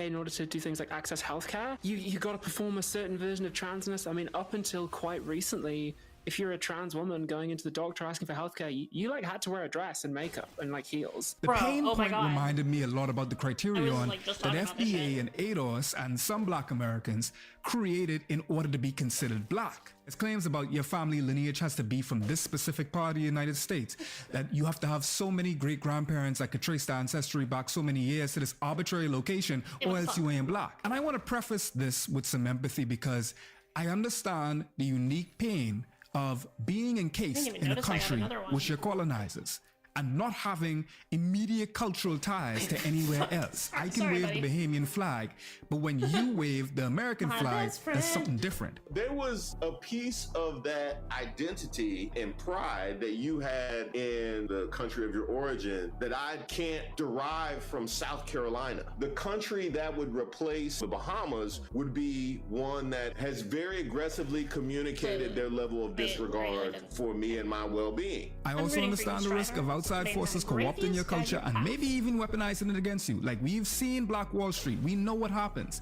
I think there's a long-standing grievance that a lot of Black Americans have for being the raft upon which other groups can ride to added enfranchisement. Let's call it that. Much like I gather that trans medicalists see MBs and the spectrum of gender as parallel to the pain of gender dysphoria so intense that the only solution is medical intervention. I get the pain points, but to claim that one experience is more valid than the other is colonizer speak, straight up. I get that it feels like security, it feels like, oh, it's here's what we can prove and stuff, but it's like, look, when you play the house's game, the house always wins, you know? I live in Britain, where transmedicalism has always been used as a tool to deny us healthcare. It's always been a tool to restrict the number of people who can transition in my country. While anti-blackness is universal and colonialism as well as slavery has touched every corner of the Black diaspora, Black folks that immigrate to the States don't always have the same hang-up as their Black American counterparts, because they haven't had to live in a place where their home is hostile to their experience. So I empathize with the unique pain and plight of the Black American. But the way that FBA and ADOS have taken their pain and directed it towards the rest of the Black diaspora is doing the CIA's job for them. Ronald Reagan out there doing cartwheels in his grave while the FBI is on autopilot because we have become our own colonizers. And the end product is the racoonery that is Rob Smith. Because Rob claims that he is the real forward-thinking one, that he is not bound by the confines of sexuality and race. All it takes is listening to him talk for just about a couple minutes and you'll realize real quick what this guy is actually about. Assimilation. So I was on a set a few years ago. I made a joke about being too tall. And one of the other actors I was with, actually, was a good friend of mine, Nicholas Pinnock, who's a bloody good actor. He said, yeah, you're not tall, you're statuesque. And I said, yeah, like Michelangelo's David, a big statue of a man with a dick and balls. First he laughed, and then he said, very seriously, I'll never forget this. He laughed, and then he said, you gotta stop doing that. And I was like, yeah, man, you're right, I do. Yeah, I gotta stop making a joke out of it. I've got to stop making myself a joke. And I've got to remember that, like, I'm allowed to be here. I auditioned to be here. I'm allowed to be here as much as anyone else is. One of my favorite quotes from Frantz Fanon that hit close to home and near the bone is that the Black man wants to be white. And this is Rob Smith. He is dying to get in the club. Every video is digging into Democrats or Black people or immigrants or folks in the LGBTQAI plus, all for a Hail Mary 3-point shot from across the court to get accepted by white Republicans. Make no mistake about it though, this type of forced queer inclusion is conditional. Sure, white queerness can be American, so long as it affirms their agenda at every turn. When it comes to don't ask, don't tell, it's basically saying like I you can be violent, warmongering monsters too. And then from there, you get the pinkwashing aspect of it, where it's like we're so inclusive. We even let our women murder brown people. Be it the military, capitalism, or tighten up the border. If your gayness, your blackness, or anything can help them to that end, you're in. I can't bring myself to forgive a trans person for going into the army, even if they have reasons for it. I don't think it's like morally neutral to go into the army because otherwise you'd be working at McDonald's. I know it sucks, but I think it's better than not like killing people. Is just where I'm at. The moment you stop serving your purpose, and I mean the second you don't fit into their role that they've carved out for you, as soon as you start tap dancing off beat, you go back to being just another other. And that's terrifying. Especially for someone like Rob, who has created a career off of being a... And you know, when it comes down to it, I almost feel badly for people who set parts of themselves on fire. He has one of those pig heads. As a way to stay warm in the cold world like this. Because to be charitable for a second, I don't necessarily think that it's done out of a genuine hatred for oneself. Well, hello. Totally. I think it's actually a survival strategy. Marginalized individuals aligning themselves with systems of privilege as a shield. You're right, there are times when if I want to I can like posh it up and I can like just put on, just like do my like, you know, my very pretty white lady thing. I love me a road trip, I really do, which means I've stopped at a lot of truck stop bathrooms. And in those situations, it's like, I am passing as a cis man, and that is a matter of safety for me. You know when I do it? Is I do it when I'm traveling. Because like traveling when you're a trans person is obviously a bit of a nightmare. When I fly on planes, I will like dress up a little bit like posher and go to the desk and like do my kind of like posh white lady thing. And that is a privilege too. Then at the same time, the whole idea that someone would need to pass in the first place needs to be deconstructed. It needs to be thrown away. It's useful, but at the same time, you don't want to just live in that world all the time, or you don't want to forget that that is a thing that not everyone can do. It's a thing that is in a sense like not real. But the problem becomes when their adaptations for surviving the system become so powerful and loud that they are used as tools of oppression itself. And right now, with the rise of influencers and everyone trying to hop on social media to claim their 15 minutes of fame, there are more of these creators than ever before. In 8 years of Obama's presidency, he created, I think, 150,000 jobs hang out with for other Black trans people, Americans. always do like this kind of stuff so that you don't get out, basically. Obama's 8 years, 150,000 jobs. And that's just like, at that point, you're just like trying to reinforce your own. I would have really loved to see the statistics on that, even in the first debate. It's just numbers like that that make me go, yeah, no, Trump was doing something totally different. But where are you getting those numbers for? That's from, I mean, you can find it on a .gov website. You know, I'm constantly being told that Trump hates gay people and that he's homophobic. But if that's the case, why is there a growing segment of gay people who actually like him and are going to support him in this 2024 election? Don't worry, Amir. Stick around, because we got to answer that question real soon. Even the folks that aren't trying to build a platform on this wave are doing major damage for the chance to fit in. Republicans in general have been stereotyped into this sexist, homophobic, racist, all the things that they, you know, throw at Trump every single day, and it's just not true.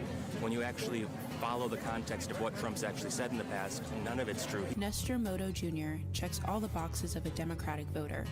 He's a young, gay, college-educated person of color living in California.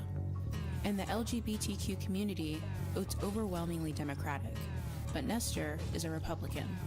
It is easier to be Republican and tell them like, hey, I'm gay, than it is to tell like the gay tell if it's a ranged weapon or not. I'm Republican and I support Trump. It looks like a trident. Whatever you want to call it. Mr. Trump, he doesn't look at the world through rose-colored glasses. He looks and sees it for as it is.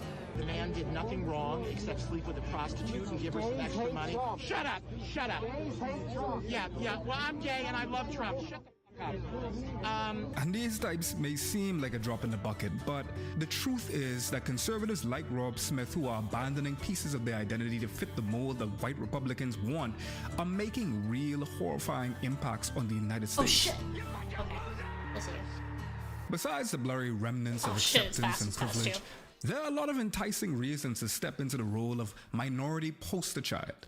To start off, Money, attention, and acclaim. I mean, let's be real here. Rob Smith and other creators like him are trying to work the algorithm. As a YouTuber myself, the motivation is as clear as day. I'll be the first to admit that I'm not exempt from this practice either. Some folks that are watching me right now are probably watching me in this capacity where I have to be a particular type of blackness, this foreign Caribbean accent that is telling you the things that you may very well want to hear as a progressive. But for guys like Rob Smith without such integrity, they know that being a gay black conservative could rack them up tons of views. And in a world where views mean money, views mean esteem, views mean power. What was the percentage of black men that voted for Kamala Harris? And again, this is something that like of black pretty much men's vote. 92% due to of black women pressures vote. from neoliberal capitalism in the way that we've like gamified social media into like this like monetization, like the struggle for monetization, where people are like, once if they think like a kind of content is trending, like you're a lot less likely to like make like self-deprecating like anti-black content to get views if you don't have to do that for a paycheck or something. You know, like if you're not like oh my god, this might make me money. You can get speaking gigs that way. You know, you can get invited on stage at CPAC. Like I mean, you would still probably get like sort of British equivalent of that would be. Anti-trans lobbying I think it would in decrease. Europe has spent like how likely over like that $1 kind of billion content is in recent years. To take Rage bait people content. behind the wall of a creator From when you're the- trying to from the figure group out itself, exactly too. how Exactly. you Somebody want to from the show group up and itself. how you want to express yourself. Part of that is viability. Like, what's what that are one the fucking spaces that I can occupy? detransition girl who's like the daughter of like a like really famous that turf? has continues to be open. There is a It's like Maya trans something, but I can only creator think of who's Maya known Hawke. for shitting on trans Oh, people. Maya The Poet. name you know. She was emailing another trans person who I know saying, "You got to get me out. You got to get me out of this." It's a bit of a tragedy because that creator who shits on her own community is still going. She's still making that kind of thing. She never got out. Being queer but anti-woke or black but anti-black garners attention. It makes you want to hear how the hell could someone come to identify with that? How they could end up thinking the way they do. Even if it is out of morbid curiosity, it's still gonna get clicks from people who might not have wondered what was going on your channel before. Then everybody gets the juicy combination of these people rage sharing, oh get a load of this guy, he's wild for this take, and the others who are so excited to hear a minority actually take their side for something that is vehemently against them will finally subscribe and like it on the spot, saying, oh finally, a black gay confirming my belief that white straight men are the most discriminated against. I like them. These niche influencers ain't choosing their political parties based solely on their beliefs. When they get on screen and decide, who am I going to be? How am I going to present myself? Their decision-making process get off the back of their identity's most acceptable parts. Christian Walker is a great example of this. And before I get into the raccoonery that is Mr. Walker, let's take a big collective I can't say that. and out. Because you're gonna need that centering, because if you never heard of the Walkers before, you're in for a doozy. Christian is the son of famous conservative athlete Herschel Walker, who is now the ambassador to the Bahamas, and you can understand why I'm fuming. After his career as a fullback for teams like the Philadelphia Eagles and the Dallas Cowboys back in the 80s and the 90s, he decided it was time to pivot in his later years. He wanted to be the next big name in conservative politics. It was definitely a shift out of left field, or I guess in this case right field. Former President Donald Trump adding to speculation that former UGA star and NFL player Herschel Walker may have his eye on the Senate. Yeah, he legitimately wanted a seat on the Senate. And do you know what he was running his campaign on? I was watching this movie called Fright Night, Sleep Night, or something like the night, but it was about vampires. I don't know if you know vampires are cool people, are they not? But I'm tell you something that I found out. A werewolf can kill a vampire. Do you know that?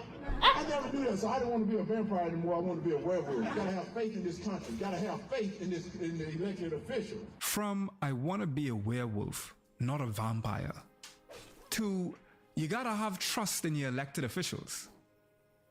Yeah, you know what? That actually sounds about right coming from the Conservative Party. And what's another one of his takes besides werewolves versus vampires? Quick, sorry, y'all, I ain't getting over this one anytime soon.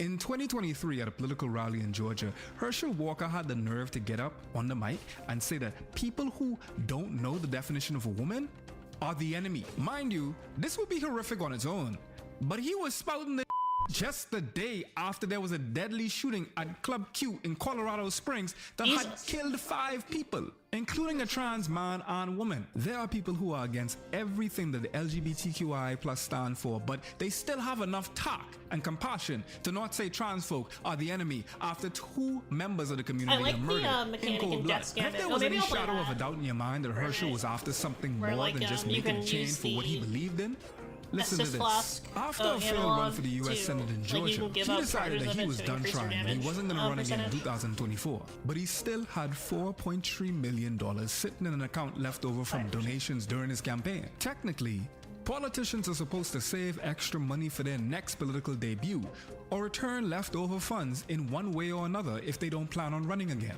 But when Herschel was contacted by the news outlet Politico for comment, he got on a call, claimed there wasn't any money left in my account, and then quickly hung up the phone. That's not suspicious at all. The GOP in Georgia even called him out twice for the whole thing. So let's recap. You got Herschel Walker, an ex-football player who wanted to be the next black figurehead of the Republican Party in Georgia. An apparent contradiction that I believe personally he thought would gain him traction. I'm basically never going to use that again now that I know it takes and away, then has no comment when questions get raised about where all that extra money is going. To me, that reads as a very money-driven man who is willing to compromise their identity if it means getting them what they want, whether that be funds, acceptance, or simply surviving in a system like this. Oh wait, what happens if I drain someone else's who sanity? ironically had a gay son named Christian, one who would go on to follow in his conservative footsteps. But instead of going the old school route of hopping up at the podium and talking about werewolves in a bid to become senator, Christian went a little bit more modern and decided to be an influencer instead. Honey bun, why do you need a month to celebrate who you sleep with?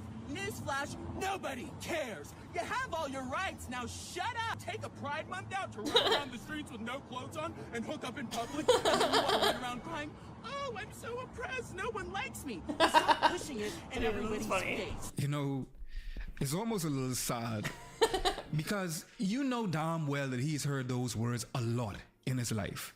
He's clearly absorbed so much of that negative commentary over the years that he started to embody it. And it's unfortunate because even from an outside perspective, you can see that all that hatred is really coming from a place of insecurity and self-loathing. And of course, conservatives see someone like Christian Walker, a young, out black man who is vocally supporting their cause, and they think he's perfect. Why be politically active? I mean, politics is something that can be very divisive, but I feel like you've gone head first. You've just jumped right in. I really started after what I call the BLM terrorist attacks. I mean, when they were ravishing the country, burning buildings down, a stealth mechanic in a game like this is kind of weird. And everybody was supporting it. All these influencers were backing them in their destructiveness. I said, no, this can't stand. There needs to be another voice speaking up because I think the majority of Americans are against burning buildings down. Unlike his father, Christian ain't really making no money from this. I mean, he's ranting and raving about this and barely breaking $5. But I don't think that's what he actually wants.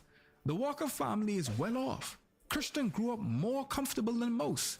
I mean, his pa ain't played professional ball since the 90s and he's still worth an estimated of $10 million today. And reports claim that he was worth as much as $65 million when he was running for office. So I think it's safe to say, especially by today's standards, that, you know, they're doing okay on the financial front. But nah, Christian is trying to get stuff that money can't buy.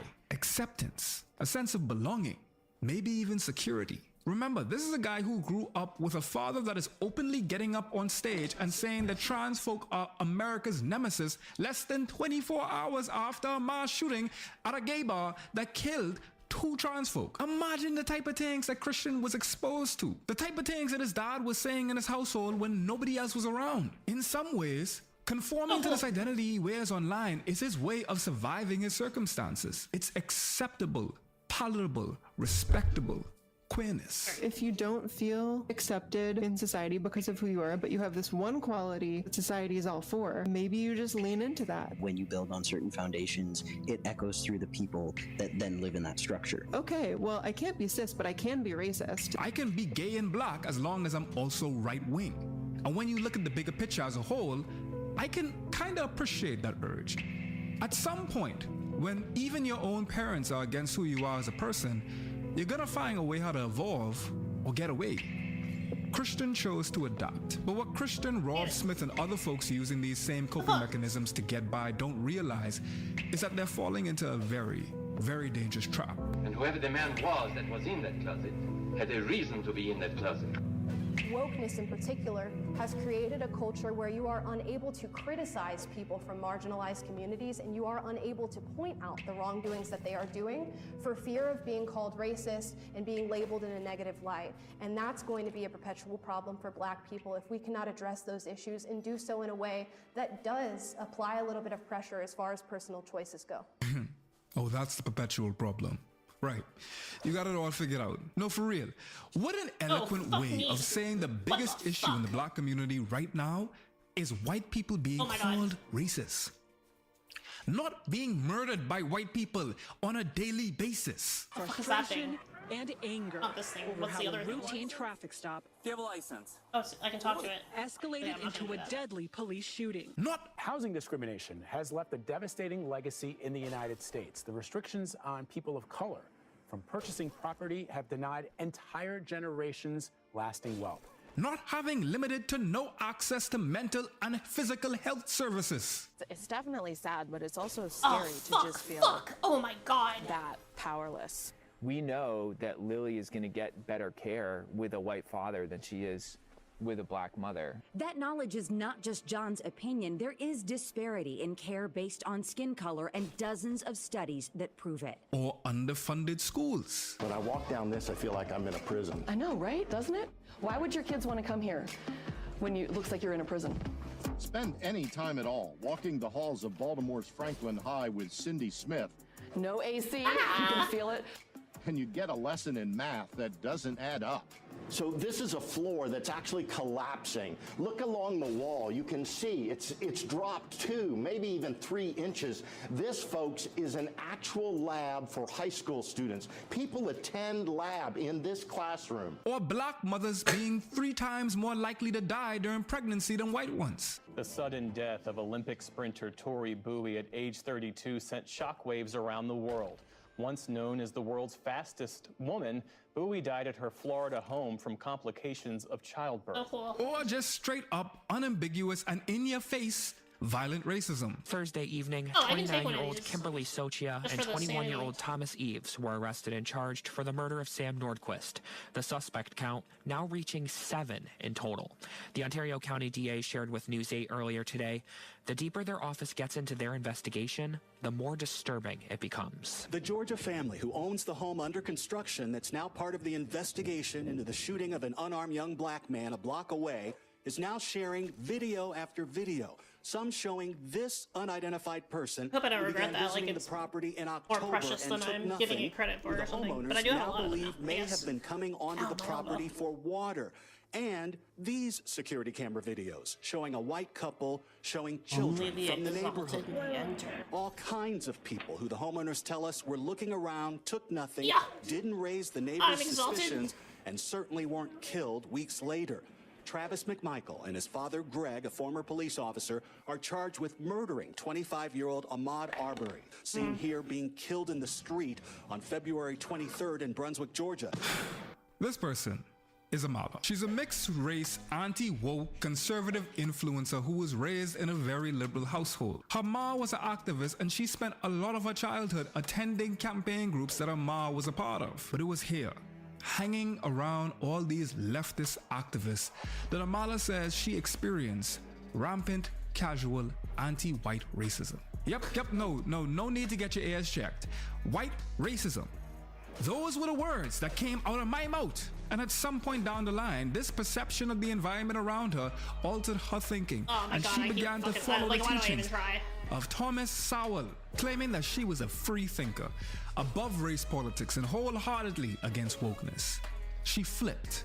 And there's an obvious reason why. You want to elevate, you have to elevate within the confines of capitalism. The mechanisms that are most available to you to elevate yourself and survive entail utilizing a lot of the methods of exploitation. It's actually beneficial for you to have Black successors to point to, because that allows you to make the case of how the system actually isn't rigged and look at what's possible. You see, for multiracial conservatives like Amala, performing model behavior becomes a sort of currency. It's as valuable as cold hard cash, maybe even more valuable. It's like credit. This ain't no new sort of thing neither. The myth of the modern minority is rooted in stereotypes, like all the way back up. and it's been used Basically, to perpetuate a there might be a specific little bit of narrative block about space certain there. groups of people for a long time. I want you over my house cutting my grass like you supposed to be. Well, too bad for you, cause I just took another job. And even though they don't pay hardly nothing, working for white folks look way better on my route. Damn it, this is the 4th week in a row you're canceling on me. The yard looks like a jungle. Well, Tim, you 3 vine swingers should feel right at home. I'll be there when the white man don't need me no more. And let this be yet another reminder that no matter how much money you got, you still just He's a satirical example of this. He's a blatantly self-hating black man Ow, who God damn longs it. to be accepted by white God people, damn it. even if it comes at his own expense. Or the guy with albinism from Black Lightning. You big lip bug-eyed nappy-headed Nimrod. These are fictional characters, but I know some fellas that are like this in real life. And these small minority stereotypes aren't just for black folks. Look at all of the generalities in Asian American households. Asian American children are categorized as geniuses or musical prodigies. Mothers are dubbed tiger moms who mercilessly push their children to perform better and work harder. And a household's fathers are expected to hold prestigious jobs in STEM industries like medicine or accounting, but still never manage to be in a position of leadership or authority. They're polite, quiet, courteous, law-abiding, more successful than others. This is a stereotype, no doubt, but leaning into these sorts of expectations can be a way to survive in a system built against you, whether you're aware of it or not. So let's say you're someone like Amala, a mixed-race person who is perceived by society as black, who resents their Nigerian father for being absent after her parents divorced when she was just 6 years old. And as a child of divorced parents, I understand that is a very difficult thing to go through, and I empathize with her. So I don't want to downplay that reality. But what I'm saying is that the way that this has shaped her outlook and general personality as an influencer is very apparent. And that's not me saying that. She's very free with these opinions on her channel. My parents got divorced when I was around 6 years old, and suddenly I was just seeing my father less and less. Weekly visits became monthly visits, became talking to each other once a year. That was my new normal, familiar strangers. To be honest, it didn't really affect me that much. Oh, God One damn parent it, was that enough. is so but stupid. I would come to find out later in life that I happened to be thought I was outside of it. super lucky. Not because I didn't need anything from my dad or that there was nothing that he could truly give me, but because I managed to escape some of the horrific outcomes that can be attached to growing up with an absent father. I'm not necessarily sure that that's true. Because unfortunately, from where I'm sitting, it feels like the brewing animosity for her father and the need to fit into the predominantly white area around her slowly but surely resulted in distancing herself from her black identity as much as she could. Let me break down the psychology of it real quick. Apart from race and all that to set the scene, when a child is in the middle of a tumultuous split up, it's not uncommon for us to align with one parent and simultaneously reject the other. Oh my God, it's a way to cope with the anxiety that knowing that your parent, someone you're supposed to rely on and trust, is unwanted, disliked, or even despised by your other parent who you also love and respect. Suddenly one of them is good and the next one is bad. And that one simple switch can change a child's attachment style, interpersonal relationships, and worldview in general. They hyper-align with the good parent and want to get as far as possible from the bad one. So when you have a biracial child like Amala, whose black father is the pain point and feels like a bad parent to her, that negative view can lead into a disdain for not just the man himself, but all parts of him. Some of the parts of yourself. So she downplays, ignores, and even publicly shames her blackness, while in turn nurturing and projecting her whiteness.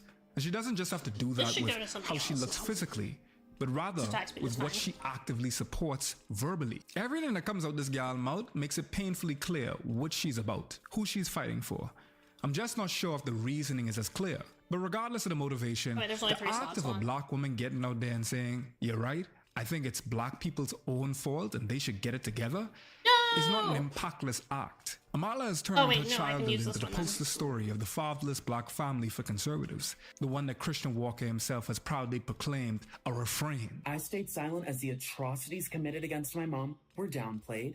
I stayed silent when it came out that my father, Herschel Walker, had all these random kids across the country, none of whom he raised. And you know my favorite issue to talk about is father absence. Surprise, because it affected me. That's why I talk about it all the time, because it affected me. Family values. Okay, maybe I shouldn't be using both of them. 4 kids, 4 different women, wasn't in the house raising one of them. He was out having sex with other women. Do you care about family values? Amala's happily offering up herself on a silver platter as a weapon of justification. And yeah, it may be I don't a want to true upgrade valid the story other and it may sword be her anymore, like the authentic great views, sword, but because it's I the feel way like I'm gonna she's get a better using one. it. That's what I'm pretty seeing. soon here. Branding herself Hopefully. as a recovered progressive like it was a redemption arc was actually a huge part of Amala's path to success. You could tell from her tone in those few clips alone that she's trying to tap into the sympathy from conservatives by stepping into their idea of the typical black upbringing. She's affirming their beliefs, buying into their stereotypes. And you can almost see how they think it's convincing, right? Oh, you don't believe me, a white man, that racism doesn't exist? Well, here's my in-house black friend to confirm that for me. Just like Rob Smith tries his best to separate himself from the LGBTQI plus community, Amala is trying to put as much distance between her and her black identity as humanly possible in order to be accepted as valid by the conservative machine. Influencers like her become propaganda fodder for the whole conservative movement, inherently adding to the conservative power and reinforcing the system every time they say race politics isn't that big of a deal and it's all on black folks to be better. And while the black and gay community may look at people like Amala and Rob and scoff like they're just a couple of nutty outliers who don't have any real influence, it leaves a mark, especially in aggregate. They aren't just making their platforms getting their check and their dose of self-worth, and then nobody else is getting hurt in the process. It starts out as a little cut that festers into an untreated wound, becoming more and more unmanageable until the entire thing becomes infected and you gotta chop off the whole damn limb. When you are playing into a system of domination and violence to buy yourself safety, you're delaying the inevitable. I get to be safe or I get to be free. If you're going to say something against trans people, or if you're a right-wing reactionary trans person, they can give you millions of dollars. They can ensure that you are at the top of the pyramid. It's almost like audience capture in the worst way possible. You serve a master, and this master is dedicated to dehumanizing you as much as possible. White ignorance is something that we can materially benefit from. It's useful to us to continue pretending that these systems are okay. There have been times where I could have leaned into my whiteness and done the, like capital W, small q, queer kind of thing. But I'm not going to capitulate with a system that hates me. There's nothing wrong with me. What's broken is the world that treats me like I am defective.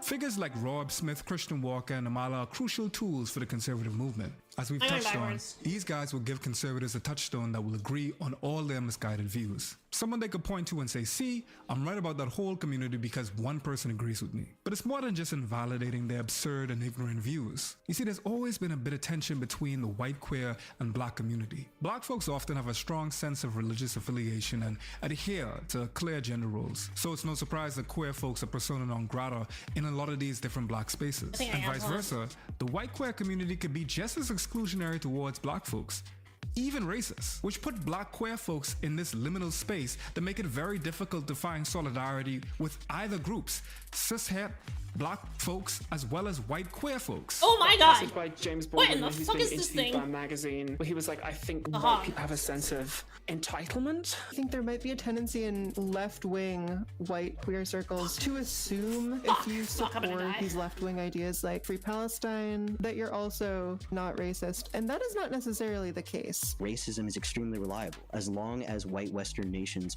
hold power, racism is a very reliable way to make sure that you are not under the imperial root. When I went to school, they told all of us, boys, you are the future rulers of the world. They actually said that. And I was just like, well, I'm not sure about the boys part, but the rest of that sounds pretty good. I had times in my life where I got really defensive in discussions of racism and colonization and all of these constructs that created this bubble of power and safety. And I think when you're a queer person, you have internalized a lot of self-hatred. Or a trans person, or a white trans person who had their ha-ha Nazi phase, where that phase comes from for a lot of people is that they want to not even necessarily eradicate other people, they're trying to eradicate themselves. I'm a white trans woman who's also like pretty much a lesbian. So before I transitioned, as far as anyone knew, like a cis-het white guy, I was like fucking top of the pile as far as anyone knew. Now the experience of actually being closeted and having to play that role is deeply unpleasant, but I got some material benefits out of it. When I made my transition, suddenly all the institutions of my country started treating me very differently. It used to be the case that when I walked down the street, people stepped out of the way.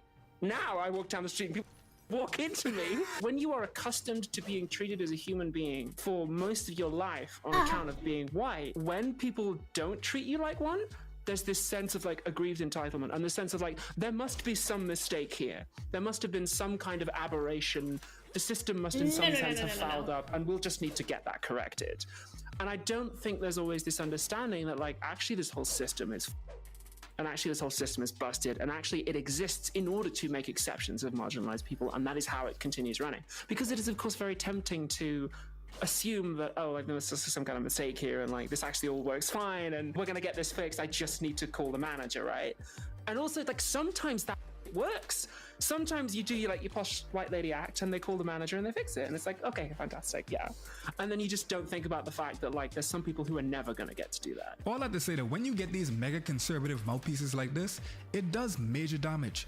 It fractures the minority groups even further and creates a massive divide between us. And that's deliberate, because we all would be a hell of a lot stronger together than we are with these walls up.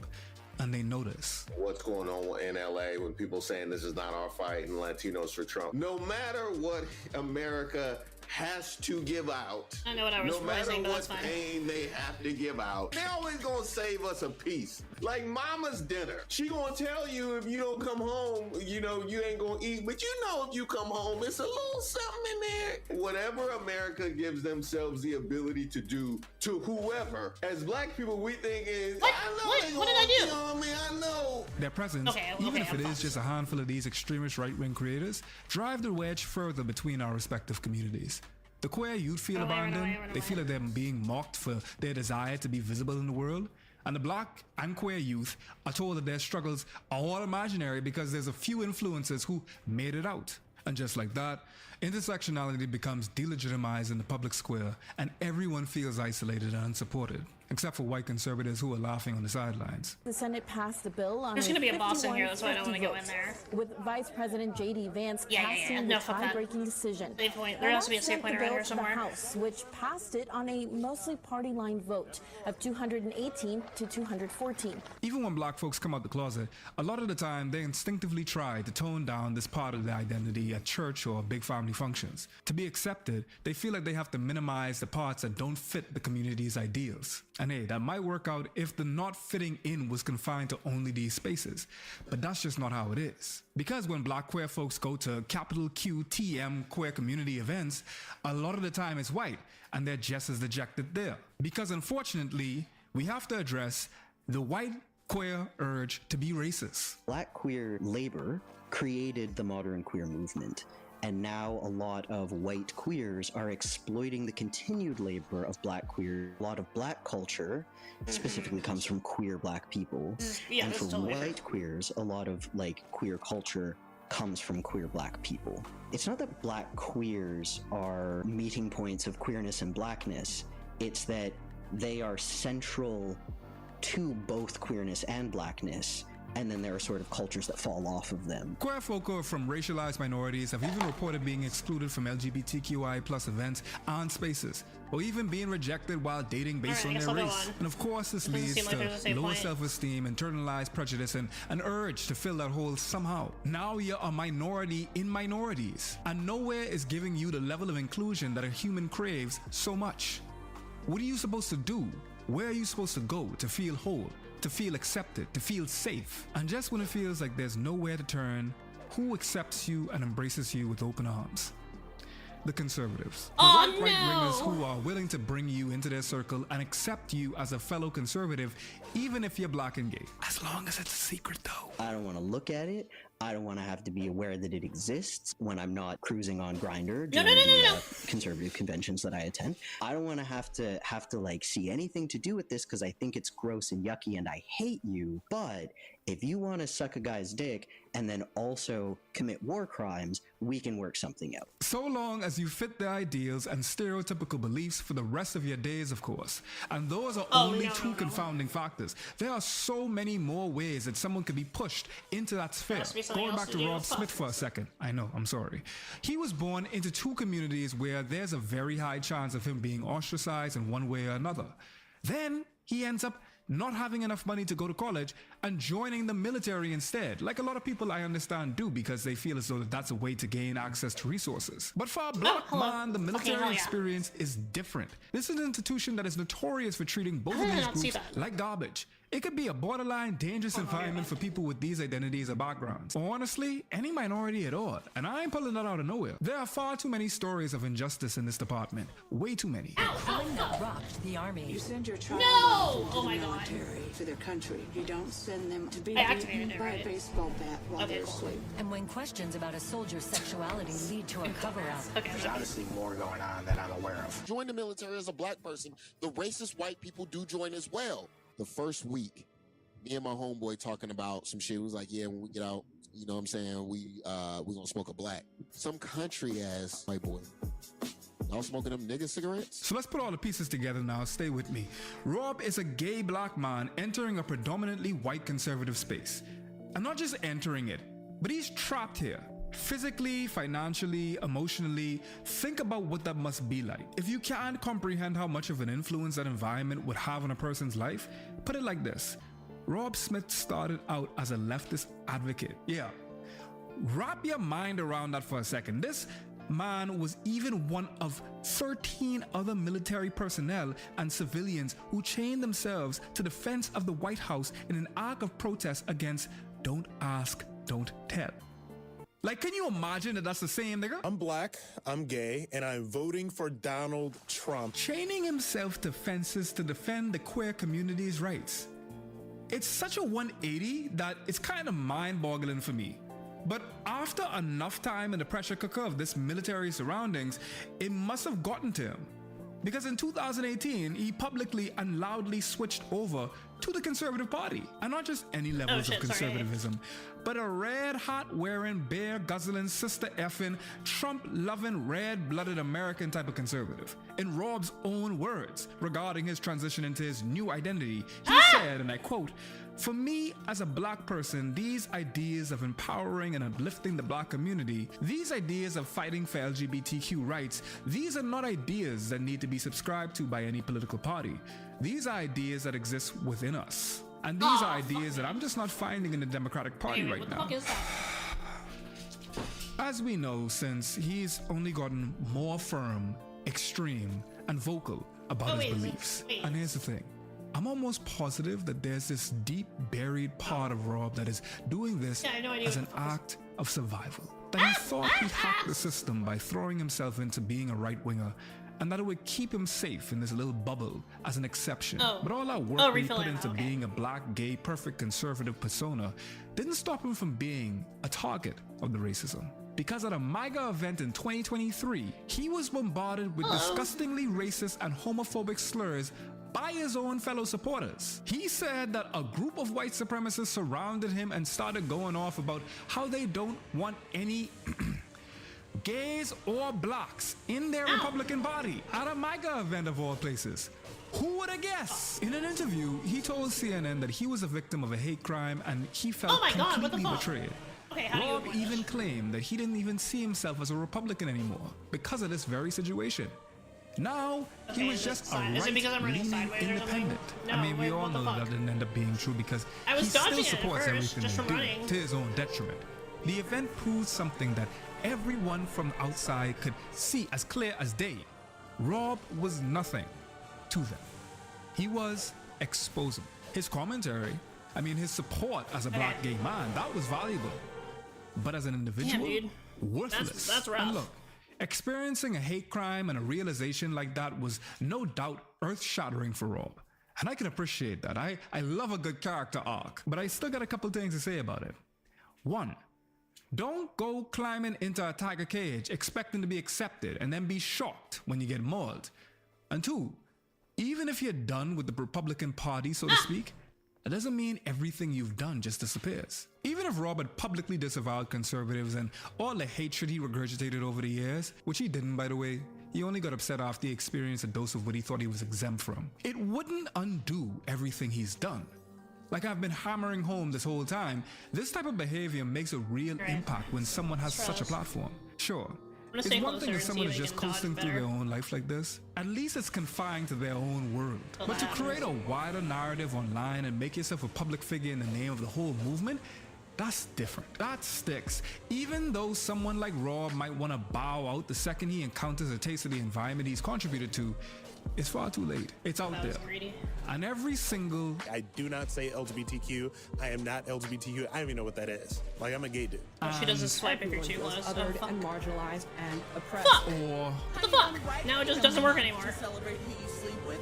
Newsflash, nobody cares. It's like slathering on another layer of concrete. Building up the system, making it stronger, turning it into an impenetrable fortress that would need a whole army to make just a crack in the walls. Every comment, every video, every one of these free-thinking influencers, they're just reinforcing the system of oppression until it feels impossible to tear down. And I'm convinced that they don't know the gravity of their words. They think they could just say whatever they want to say, and it just evaporates into the universe. That they could sell their soul and use their voice as currency for conservatism, and nothing tangible would really come from it on a larger scale. Or maybe they never thought of it at all because they're far too focused on trying to survive. At least that's what I gotta tell myself to protect my own mental health. Because if these folks truly understood what their words and platform were doing to the world, that they'd hurry up and shut the... This goes far beyond splintering solidarity within minority communities themselves. I feel That's like only the first layer of the problems. It gets much worse when you look at how it's evolving the system for the worse as a whole. Think about it on a smaller scale for a second. Let's throw it back to the school days and say that there was a big bully in your class, right? You know, the type that always has some nasty comments to say and just wants to ruin someone's day at the top of the morning. And finally, one day you get fed up and start calling them out on their behavior. A teacher even gets involved and it looks like things are maybe about to get fixed. But then the bully's friend, someone who would have been a prime target for him if he wasn't so loyal and useful, jumps in and says it's not true. They call you a liar and you're just creating a problem out of nowhere. Just like that, you lose your credibility and nothing changes. The bully can just go on doing the same thing, and even worse, they can now point to their homie to legitimize them. Maybe they'll even ramp up their behavior knowing that they could get away with it. Now that's a watered down example, but when conservatives deliberately use these marginalized communities to support their cause as a way to appear fair, they're using that similar technique, just on a much larger, more harmful scale. These influencers allow the all-powerful system of politics and society as a whole to claim it has changed and it's totally inclusive without actually reforming anything. It's a mirage, an illusion. It's a never-ending cycle, and all you need is a couple of these showpieces to keep the whole thing going on. We can't possibly be homophobic. Look at Rob Smith. Amala agrees with us, so we're obviously not racist. Even Christian Walker says that pride is too gay. It's just a throwaway line. It's a priceless tool. And it's not just about policies and laws and things we can physically point to as discriminatory, even though that's a huge part coming into play here. It's also the impact on the human psyche as a whole. This type of discourse gets inside your mind and festers, especially if you're young and still developing your perception of yourself and the world around you. I mean, think about it. If you're a young black queer kid online and you see someone like Christian or Rob calling your identities or beliefs up to the chopping block and delegitimizing them on a public stage and getting a check, a following, and a respect for it, it's gonna leave a mark. It's gonna change the way that you think about the world, what you think is right, how you think you should act, or even who you are. The bigger these controversially conservative public figures become, the more all this becomes normalized. Wait, It where'd the becomes trident go? normal Did I drop to it? reject the complexity of human beings. And make no mistake about it, while these guys' takes might sound like nails on a chalkboard to us, there are people out here who are absolutely lopping this type of content up. I mean, Amala's got 2.4 million subscribers on YouTube right now. Her most popular videos gets millions of views, and of course, they're all attacking either trans folk or black folk or black trans folk. Over on Instagram, Rob Smith has 270,000 followers. And you already know that Christian Walker is up on TikTok running his mouth and he got 1.6 million followers. Although, to be fair to him, he's kind of moved away from being an obviously conservative platform and switched it up a little bit so that he could be a little bit more covert. He realized that his normal style wasn't getting him the traction that he wanted, and he switched things up just a tad. So as of late, he's been trying to build an audience of straight women, and honestly, he's doing a good job at it because some of these takes kind of come across to be valid. A man is supposed to add to your life. So when you're feeling depleted, when you're going crazy, when you feel like you're losing your character over a man, you have a parasite in your life, not a man. Like, that almost had me nodding along in agreement, even though I still have no idea why he has to scream at me in every single video. I am right here. I can hear you. But let me put my conspiracy hat on for just a minute. I think the real reason he's out there trying to give advice and kiki with all the straight gal them about their relationships is so that he could get their attention. You know, that video and all this sort of content is gonna end up right on the For You page of all the straight women out there.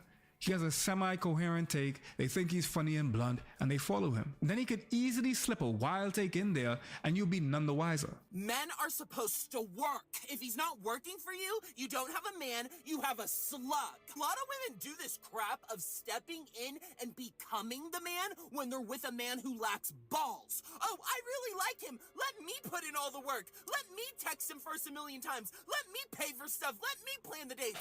Baby, you've become the man. It's a strategy that's gotten him and folks like him 84 million likes how is and planning made us reach dates even manly? that far. Isn't that, And that's a like being concerning like a thing party that's worrying planner, me right? while Like, making you're like, this oh, like, video. This what? kind of That seems like getting that would be sneaky like about a how they feminine build a role. platform. They're getting better, I don't and that understand this means kind of shit. it's Like, only what going to the be going on more and more. You would and think more, like you would on be more like, yeah, you plan the screens, day. You molding woman, people's you're the woman minds, who self-image, does and the behavior. social. I don't know. Other people are starting like, to isn't think that the that those conservative type influences thing? can become successful by ignoring or even trashing their identity. Daughters Why of the can't American I? They start to Revolution and believe Gilmore that Girls. maybe you're right. Maybe it isn't the system's fault, or there isn't really any discrimination going on, and you're just not working hard enough. Maybe it's you that needs to change, to be better, to work harder, more disciplined, to be less gay, to be less black. And then seemingly out of nowhere, it's no longer us against them. Nah, man, the call coming from inside the house is us against us. Because the only thing more powerful than forcing someone to do something is getting inside their mind and making them think it's their own decision. That's the power of internalized oppression. That combination of upholding regressive politics and infecting the minds of the public with rampant internalized oppression is devastating. It's a feedback loop that feels impossible to escape. And you might think that I'm being hyperbolic here and I'm making a mountain out of a molehill, but I'm not. This is some deep stuff. And at the end of the day, it really boils down to the fact that these influences, these conservative groups, the system as a whole, they're deciding who gets to exist. Homo nationalism is a trap, and it's got its hooks deep into the United States. This isn't just about Christian, Rob, Amala, Candace Owens. Like it usually is when it comes to people pushing a narrative for their own success or benefit, it speaks to a larger issue at play. They're just cogs in the machine. It's bigger than them. And I stand by the fact that while these figures are doing irreparable damage, and I don't agree with pretty much a single word that comes out of their mouth, they are victims in this whole thing too. And at first glance, I even have to admit that my empathy for them was in the negative. But the deeper I dug into their stories, the more I began to understand how they really were perfect vulnerable targets for this agenda. They're exactly what the conservative movement needs. Of course, there's no excuse for keeping it up like this, especially when you step back and consider how much it's costing the world. This matters because it's manipulative tools like this that dictate so many different aspects of society. Who gets to be visible? Who gets to have power? Which type of identity is rewarded? And how we move forward as a society. When we let this type of backwards, internalized, hatred-driven ideology creep into the mainstream, it makes assimilation look like empowerment. It disguises succumbing with overcoming. Like being above racial politics or not that type of gay guy gives you the freedom you're searching for. Why work towards actually making a positive change for everyone when you could just give up, go with the flow, be a part of the groups with control rather than trying to fight it? That's what real empowerment looks like. It's not just about the impact on adults either. These figures are speaking to the future generations way more than they care about us hearing them. The more these influences get celebrated without critique, because everyone in their vortex agrees with them and everyone just writes them off as unhinged and go about their business, the more we're teaching future generations that the only way to make it is performing your identity in a way that comforts the powerful. It shows them that this is the path to success if you're not a straight white person. If you can't beat them, join them. From TV shows to society itself, marginalized representation is important for folks who aren't in community with us to understand us, what we can be beyond the bigoted limits of society. No, don't pick up the fucking which is sword, why we idiot. need to narrate our own narratives before our stories are distorted, disregarded, or even worse, destroyed. Where's the fucking That's why save point? I independent forgot. media has been essential to giving a voice to the voiceless and bringing our dreams to life, such as Amy's Dead End Dreamhouse, a foray into the mind of Maggie Mae Fish that bends the bounds thought of it was genre south and a of myriad that, of like, guests other that one. showcase No, it's diversity over, it's of right there, gender, race, and sexuality as we delve into the horrors of adulthood with a whimsical tone that is beautifully executed by the fine folks at my streaming service, Nebula. Nebula is home to prestigious pieces you won't find anywhere else, made by your favorite creators like Mike Carey and Ting and Cat Block.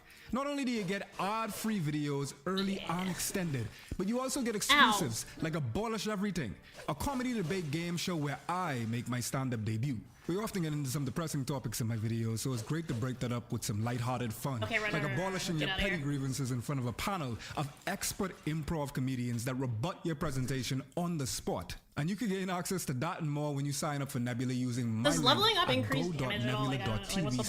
go.nebula.tv/foreignman. Or scan the QR stuff? code in the corner to get 40% off, bringing it to $36 per year or $3 a month. You could even gift your friend a yearly or lifetime subscription to Nebula with Nebula gift cards by using the link gift.nebula.tv/foreignman. But most of all, you get to support independent creators making the works that you love, rather than the AI slop that's proliferating in these other platforms. So tap my link in the description, go.nebula.tv/foreignman, or scan in the QR code to get access to the smartest service in streaming, Nebula.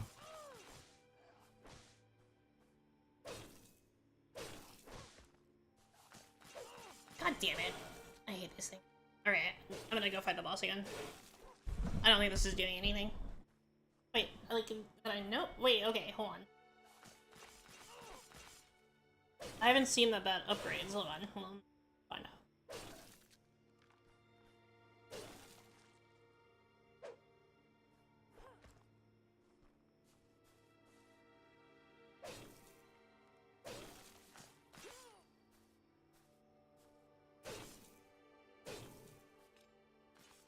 Okay.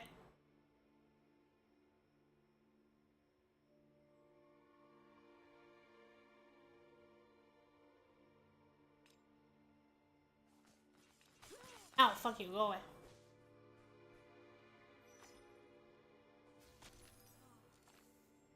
Shouldn't have done that.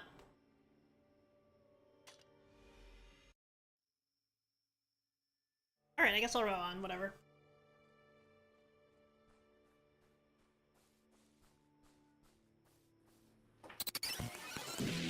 The Majority Report with Sam Cedar. The destiny of America is always safer in the hands of the people than in the conference rooms of any elite. Sam Cedar. They are unanimous in their hate for me, and I welcome their hatred. We must guard against the acquisition of unwarranted influence, whether sought or unsought, by the military-industrial complex. The Majority Report with Sam Cedar. Oh fuck, I'm gonna die again. I hate this fight, dude. I just can't figure out how to avoid the fucking attack. It is Monday, November 3rd, 2000. Oh wait, maybe I should parry. My name is Sam Cedar. This is the 5-time award-winning Also, what the Majority fuck is Report. this, dude? We are broadcasting live steps from the industrial. That didn't happen ravaged last time. I'm Gowanus so Canal pissed. in the heartland of America, downtown Brooklyn, Wait, what? USA. On the program today, founder, editor-in-chief Oh, I was of right. Bolts Magazine, Daniel Nickanian.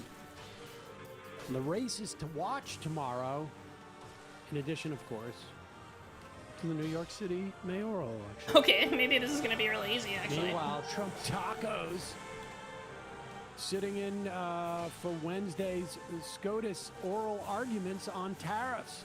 Says he's not going to go now. New York City smashes records for early turnout times 5. Whew.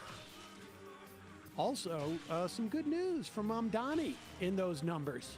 Young people came out in droves, representing 56% of early voting. Meanwhile, what? The U.S. kills another random 3 What? people on the Caribbean Sea. Okay, Don't know I'm much definitely about hitting them. parry. Am I Very not likely facing it? Like, what the? just Why is that fishermen. going wrong? I didn't think that mattered. Meanwhile, Trump at an all-time low or I should say, all-time high in unfavorability, all-time low for his second term in favorability. And however, Democrats remain unable to gain that support. Shut down a day away from the longest in U.S. history, as court-ordered SNAP benefits are supposed to be issued today. That was just bad timing. I saw that one. That was really bad. May very well set the tone for the midterms, and Okay, I'm gonna have to also figure out the timing may on that very better. well be a predicate for Trump's military deployments. Federal judge, meanwhile, halts National Guard's deployment in Oregon. And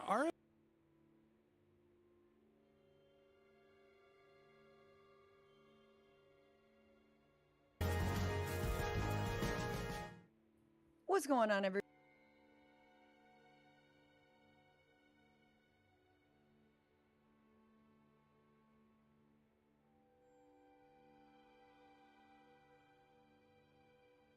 Okay, I'll listen to this. This is not going to be current events. This is just. Fuck. Yeah. Well, speaking of Completely cry forgot laughing, what was happening. one of my favorite through lines in the Don Jr. Instagram saga is his ongoing And now I'm just going divorce off. and now relationship with Kimberly Guilfoyle of. Wait, no. Will that wreck my sanity if I get killed? Gavin Newsom's ex-wife. Oh, no, I didn't pay attention to that. Bizarre. Gavin. Going back to our last week's theme of the show is the disgusting, incestuous, eyes wide shut like relationship between every rich person in America. Gavin Newsom has piped the whole squad. Like Gavin Newsom is the fucking No, not Drake the of hog. Democrat politics. He's fucked everybody. If the hog comes, I'm dead. No, but Gavin Newsom probably fucked Jerry Brown and like forgot about it. He's like, whoops. You know, this is related to that. It's a recent tweet by Lisa Bloom, who was Harvey Weinstein. Can I not get there from here? Attorney. Not just not even his attorney, his consultant. Like Michael Clayton. Yeah. Well, his fixer, It's who Ray Donovan, wrote up a bunch of memos, proposals for how we're going to smear his victims. This was a tweet from her from the yesterday. Elizabeth Warren is my top choice. But Pete Buttigieg is right. We don't need purity tests. Who cares if he had a fundraiser in a wine cave? Our country is currently run by a whining caveman. Take any legal money you can raise and beat him in November. Remember when Harvey Weinstein, before this story happened, in 2016, went on MSNBC to accuse Bernie Sanders of being sexist? Yep, that happened. You remember just recently? No way! I had no idea that happened. That's crazy. And Harvey Weinstein to push back against these very accusations that he said he was going to meet head on. Well, I mean that's absurd. That would almost. I mean, if that were true, that means that, like, say during the 90s when her husband was facing accusations of sexual harassment and assault, that she did some role in coordinating resistance and undermining the stories of the victims. Oh, anyway, well, just to remind you, this is from Lisa Bloom's Wikipedia page. Bloom, according to emails purportedly obtained by the Times, had proposed promulgating photos of several of the accusers in very friendly poses with Harvey after his alleged misconduct. Daily Beast later reported that Bloom had offered journalist Ronan Farrow opposition research on one of Weinstein's accusers, Rose McGowan, during his reporting. So that's on the shit that he got from Black Cube. That's literally the shit that those Mossad fucking spooks got for him. Black? If I can fucking pull this off. Is the name of the Mossad front PI firm that they hired.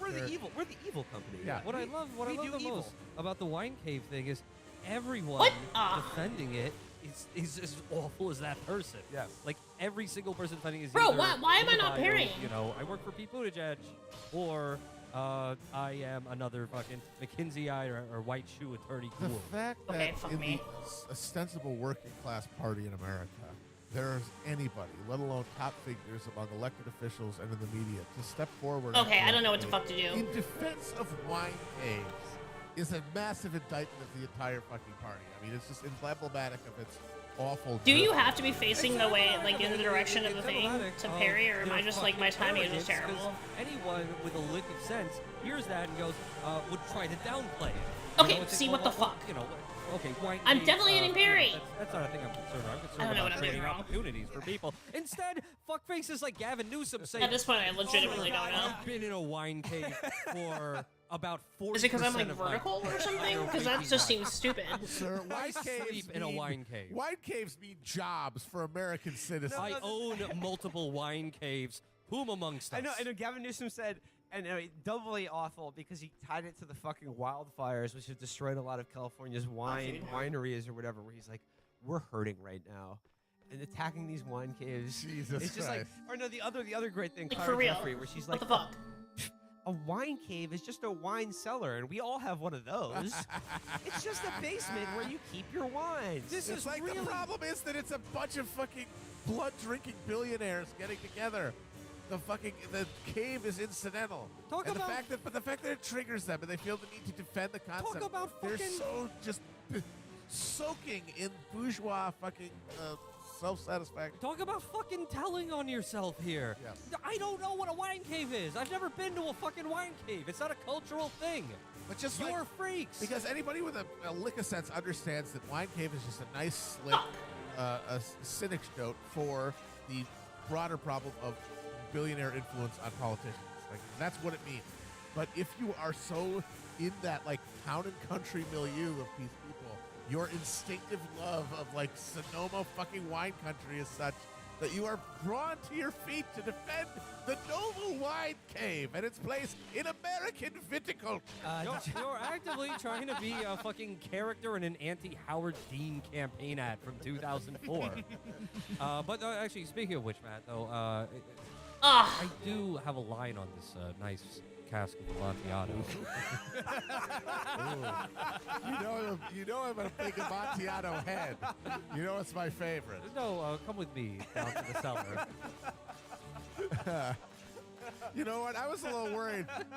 You know what? I kind of like, I was worried you were mad at me after I ventured upon insult that one time. But it's good to know that there's no hard feelings, and you're going to show me your great Amontillado. I'm over it, buddy. Let's go.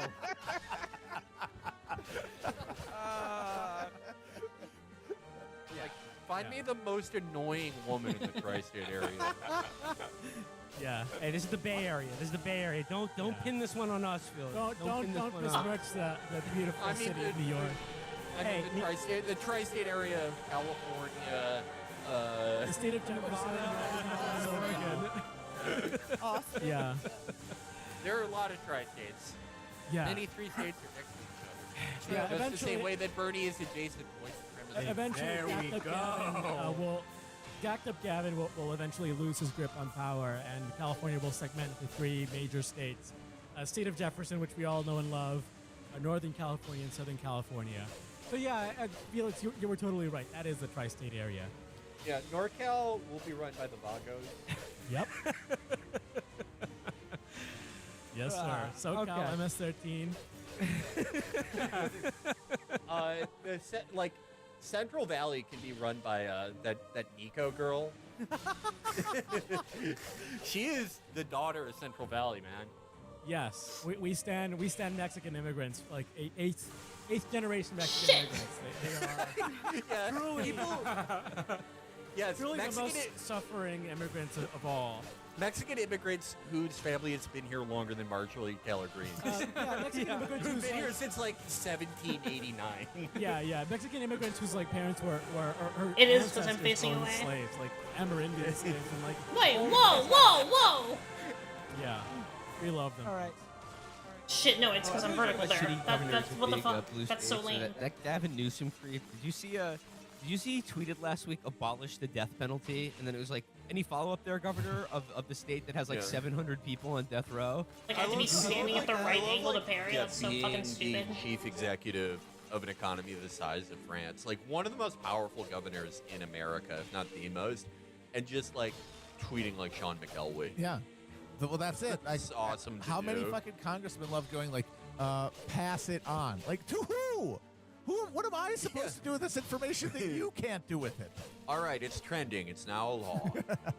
It's the most fucking grating behavior. I wish like Chuck Grassley, like I wish they all just like posted like him, just like dying brain old man thoughts. about the time that like, yeah, you got a hand job from a Maltese girl at a frozen custard. No. Jesus Christ. I mean, yeah. I mean, I don't even want to give this idea. I don't deserve it. I don't deserve any of my great ideas. Of course. But Kamala is a loser. Pete is nothing. Yep. But you know who are neither of them? You know who's someone who is everything, and you know who's someone who's a winner? Two currently elected Democrats. One who has won a statewide election. One who has won an election in a city that might as well be a state. I'm talking about the stupid Come pick. on. Something we've never tried before. A neuroatypical black man. And a large man who really isn't that smart, but is very likable. Something Democrats have never tried. Eric Adams and No, J.B. it's facing away, man. dude. I hate that. I thought you were gonna say Bill De Blasio. No, Bill De Blasio. Bill De Blasio he's going to be. Also, I transgender. tried to like flick it unless you back wanna to sacrifice face New the right York's way, but electoral votes, you can't have two people from the same state on the same ticket. Yeah, fucking no frustrated way, right no now. way. But I think I got it disagree. down. I think an all New York This should be ticket fine. would be a fucking blue wave election. Probably because everyone does move to New York. You know, everyone loves it. But I just like JB. You have to balance Adams's veganism. You got to have somebody who likes to I think it party is weird and, that like, you can eats only a parry sausage. from the sides. You gotta balance it. Eric Adams likes to party. Yeah, but Maybe I mean, maybe you like, can do it the other way. I just haven't figured out the tailgate timing or party, something. like Midwest party. Okay, yeah. You got to Yeah, get those people. Like they don't know about going to the club. I'm not They know gonna about try going it. to the grill, and they fucking get They know that JB gets that. When people in Chicago say they're hungover, they literally mean they're hungover. Oh, from come eating on, food. dude. Yes, yeah. Get the fuck That out of is the here. main thing they do. And that goes And- for a whole like that third coast culture that we come from. Those are all electoral votes up for grabs, and all of those people are hungover from meat. Yes. JB is like, okay, what I think is most important about JB is, you know, all Pete's idiots and Pete's fucking journalist helpers are like, oh, he's so smart. I mean, A, he's not. No. He's No. not. He's nothing. JB, no one thinks JB is. JB doesn't think JB is smart. But that doesn't, no one, no, Biden won because Biden is not smart and has never been smart. And also, JB had a similarly endearing trans gaffe as Biden did, because Biden has, of course, the hilarious "there's at least 3 genders," and JB had the amazing tweet where he said to protest anti-trans bathrooms like Damn, I can't perfect you parry should right go now. into the other That gender sucks. bathroom as a. And when, Now I'm he said- fucking when it up. people Damn. got mad at him for that, he was like, I didn't mean it literally. Yeah. He's And awesome. you know what? It was like, okay, JB, don't worry about it. Just like with Biden. Well, because I mean, like the common I'm not even denominator wrong. here is Fuck they're me. not whiners. Yes. They're not fucking whiner. I mean, Right. Kamala's a whiner, and Pete is just a zero. Yep. Yeah. He's got nothing going on, and if they run either Kamala or Pete in 2024, Yep. I don't care who the Republicans put up there. If it's Trump, he may win all 50 states. Dude, that's If it's dude. any they're- other Republican, This is so fucking true. it's- Holy it's- shit! it's Literally it's prediction ridiculous. true. Like you're That's going to wild. You're going to see an acceleration of the non-college educated move towards Democrats Yep, across I think I all got the timing a little bit demographics. better. And even more importantly, you're going to see a continuation of the drop-in voter participation among traditional Democratic constituencies. Unless it's Eric and JB. Oh, come on. You're correct Those about are your this, only by the way. guys. And here's the important thing. You don't have to say like, oh, what about their positions versus vis-a-vis each other? There's no difference. This is the Democratic Party. Nothing has anything to do with policies. Those policies are set in corporate boardrooms. These guys are just playing in front of the camera for us. So who do you want to do that? Who do you want to be the cork in the stopper preventing like full fascism that you're so terrified of if you're a Democrat? This will do it. If every election's the most important election of our lives, I can only think of 2 Democrats that people will find likable. You could say, no, Gruesome Gavin is not playing. Oh, for no. California. No. No way. No way. They love his shit, but he leaves those borders. His powers are worth nothing. Gruesome Gavin, people over there, they love it when their governor goes to evil weddings. They love that he's slick. They love that he's aerodynamic. They love that he's fucked everyone in the state. People in Yeah, the my rest timing's of way America, off. no, not I so much. just had it. They see JP, a good-natured, large man who inherited a fortune, and is spending his dividends on ribs. Other They side. see Eric Adams, a man who lies for seemingly no reason at all. They Okay, see fuck me, themselves, man. that's us, that's who we are, that's America. Yep. Give us that. Because Adams was strongest in the primary among voters who failed to turn out for Hillary and would do so again in a similar condition. Eric Adams, I want to see, I'm not saying just anoint these guys. I think we need an introduction period. Dude, why can't I would get like it? to see There we go. Eric debate Kamala. I think he would. You know what Eric Adams obliterate did? her. Either before he officially won the election or right after. Do you know what he did? He went to Monaco. I know. He wanted to He do went to a James fucking Bond Monaco, fantasy camp. like James fucking Bond. He was just fucking, just stunting in Monaco. He Absolutely. went up to the fucking. He's like, I'll blow $10,000 at the craps tables. Who gives a fuck? I'm He there in New probably, York. knowing Eric Adams, he probably went up to a blackjack table and said, "Put it all on black." And we were like, The "What?" thing, you guys, the thing that needs to be reminded about Adams is that this is a guy who has been trying to become mayor for like 30 years, and he has been like on a success grind mindset nonstop for that entire time.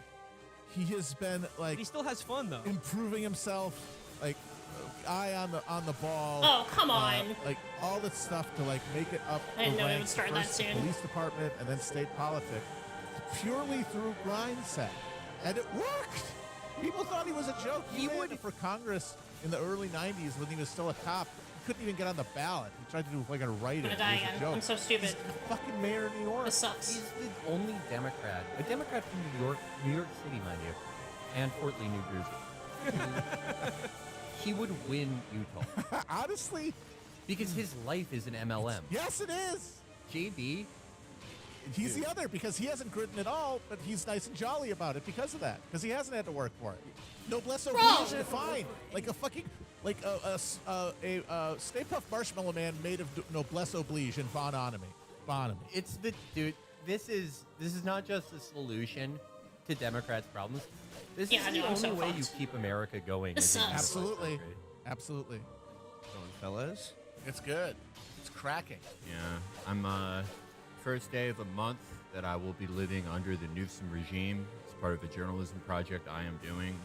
It's about, I go to places that are enemies of NATO, places that they have attempted a color revolution in. And right now I'm doing California. And I have to say, I've been walking No, around. no. and Okay, that's it. I don't agree with the Newsom regime on everything, but his people love him. That's true. He is a god emperor, basically. Yeah. You won't see that in the Western media. You won't No. see how happy people are under the Newsom regime. Well, yeah, I mean, as you guys know, Newsom and his inner circle follow a sort of syncretic version of Christianity, where there's no God or Christ, and you do communion, but communion is you fuck a 43-year-old woman who spent $100,000 on fillers together with your friends. That's taking the Eucharist. And it's... People say he discriminates against normal Christians and Jews and stuff, but they're well taken care of here. Newsom has gone to Christmas celebrations. There's a lot of videos of him so doing close. that. And people are happy. Like it's not my way of life, but they like doing the things that No! Newsom makes Oh my them god. do. How did I Like, fuck that up? They can't. I fucked that up use- almost every time they it's can't happened use this fight single-use too. toothpaste And I tubes dodged it now, almost every time in the and last they time. have to I'm get fucking like paper bags of toothpaste filled up every week to replace it. But they like it. They like it. They like Newsom, and I have to say I'm pretty glad that the color revolution was defeated. Yeah, the Larry Okay. Elder-led color revolution. What about the report? I mean, Make this happen. I hear reports in the Western press that people are being disappeared from the Erewhon grocery. Well, yeah, but if you look at the people who were going to Erewhon, they were causing problems. They were there's a strong link between the moms who were giving fuck. everyone Did he grief see at me? Erewhon for mislabeling of nut allergies and Al Qaeda. And did you know that Israel actually set up a field hospital for those women, for those moms? Do you know that Israel has bombed California 78 times in the last 5 years, and they've never hit the anti-vax Al Qaeda in Orange It's County? very interesting. Yeah. Weird coincidence that. Yeah. Yeah, like I mean, I'm looking forward to reporting on state actors, CIA-backed spooks, color revolutionaries, going into Erewhon and switching the labels on depasteurized and non-pasteurized milk, and also switching the labels on the sugar you can get with your coffee or the elkhorn powder. And it's fucking people up. And honestly, like Gruesome Gavin needs to bring down the hammer hard on these quote unquote protesters. Okay, why can't I roll through it? Democratic revolutionaries. We're too smart for that. We see through it. Yeah. I mean, again, it's like I don't agree with Gruesome Gavin on everything. Like people are showing their loyalty to Gruesome Gavin's policies by wearing 3 masks while alone in a car, but I do wish that Kathy Molecule Perfect parry time is his so off. That's God. true. She doesn't really have the sand to stand up the way that he does. Okay, whatever. Which is why Gavin. It'll happen eventually. I think more like people say, "Oh, he might run for president." He's just going to become president of California. Yeah. Oh, I'm doing it too late. He's just That's going to it. declare formal independence. And Kathy Molecule, I don't think she'll Not to ever parry have the balls to do it. His weird shit doesn't play anywhere but California. Like Yeah. if you put him in front of like a beef slurry purveyor in Iowa, the first caucus, he would just be like, "Wait, what?" Dude, Like, oh so my your God. Thing is you've fucked every woman in your state. Your thing is that you just like secrete your own spermicidal lube from your pubes just naturally. That you're just completely slippery. No one can shake your hand. And he'd be like, I'm imagining him going to the Iowa State Fair and looking for the French Laundry tent to get like some dicks or something. Gavin Newsom has never had a meal that didn't include sea foam. Yep. No. He needs foam.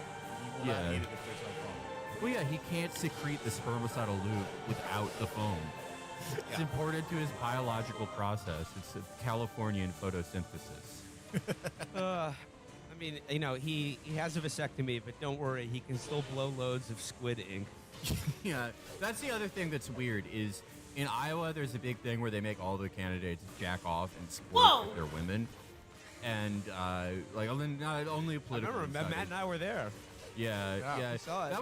That was actually like why people were like, oh, why did de Blasio run? He shot the furthest rope out of anyone when he did. Yeah, I that. remember we went to that. We wore parkas. It was like a Gallagher concert. You couldn't be in the first 3 rows unless you were ready to get wet. Yeah, they've been doing that. They've been doing that since Warren Harding Oh, won the nomination. thought he was gonna People jump. think it was a fix. No, he Shit. was the best at jacking off. But Gavin would be the first guy who blows completely black cum. Or actually, no, John Hickenlooper did that, and that's like why he didn't go that far. Yeah. That was just the water he'd been drinking, though. I'm just saying Gavin Newsom has an ink gland. Yeah, he's part squid. He's a man of the bay. But as the king of California, I think he'll rule forever. Oh, yeah. 1,000-year right, for sure. Yeah. And they solved climate change here. It rains now in L.A. It's true. They got a bunch of rain. They got like a month's worth of rain. He did the right unholy incantations. No, he got all the runes. No one, everyone criticizes the governor when bad stuff happens, which they should, but no one praises the governor when they get the right runes. Oh, come on! Like when they're going into I had a feeling that was chasms gonna and happen like now. solving demonic riddles from ancient gatekeepers. You don't hear anybody talking about that on Twitter. Yeah, no. Kathy Molecule buys her runes from Etsy, and they're all fake. Yeah, she's never found a rune in her life. She's never answered a riddle from a blind beggar who is actually a demigod. She sucks. Well, about Vance's facial hair. Even as a slightly older law student, Vance had served 4 years in the Marines before enrolling at Ohio State as an undergraduate. He came across as guileless, boyish, no longer. He looks different, the friend said. He's going for a kind of severe masculinism thing. He looks Is it like working? He looks like, and he goes, he looks like Donald Trump Jr. Another guy who's Severe not trying hard at masculinism. all. Another symbol of effortless masculinity. If you put Gavin Newsom and Don Jr. in a row, it's like, okay. Kimberly Guilfoyle has. Yeah, well, yeah. But, just ask anyone, who's more alpha? Yeah, not a And it's question. like, No, yeah, there's no it's the question. guy. It's the guy who spends $5,000 a month on skincare. I'm sorry. Don Jr. Alpha, he's got no chin. yeah. Well, and it's just I don't know. Alpha's in the soul, and Gavin may do Gavin may just Okay, slow fine, down, fuck you. seafoam, and like buy Korean face masks and shit. But it's just like you see it in his heart. You're like, that's the alpha. thing. It comes down to sincerity. Mm-hmm. Gruesome Gavin is a sincere coastal bug creature, and he is at peace with it.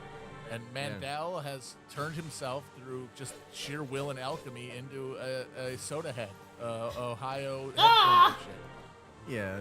Fucking JD Vance has been trying to be something he hasn't been his entire life. That's all he can do. He's just a fraud. JD Vance is like he's like Matt Damon in The Departed if he died instantly in his first undercover mission. If he wasn't good at it at all. Wait, Leo was the undercover guy. Whatever. You know, like I think that's kind of the point of the movie, that they could be the same. You're right. guy. You're right. Yeah. That they're very similar. Diffused once There we again. go. Are you ready to laugh, folks? I'm so sorry. We have horrible breaking news. A dog was just run over in the parking lot. Are you ready to laugh? Okay, yes. The title for this episode: Dream of California Election. Hey, and also if you're not in California, also turn off this episode. Stop listening right now. It's not for you. Okay, come on. This is only for citizens of the Newsom Imperium. Citizen, report to the vote processing area. You get food rations from Gruesome Gavin. I will say though that everybody should listen to this, because one of my foundational beliefs in politics is that East Coast bias is ruining our country. So everybody, including if you're listening to this and you might be like a former left presidential candidate that everybody likes, that's like making really shitty calls in California elections, everybody needs to pay more attention to this shit, because California and Los Angeles in particular, we export all the bad policy to the rest of the country. The SWAT team, thank Los Angeles for that. Prop 22 and the gig economy serfdom, thank California for that, right? Like decimating our mental health infrastructure. Reagan did it as the governor. Like anything terrible that is going to happen in your town is happening right now in California. So a grim... Be smaller, I guess, whatever.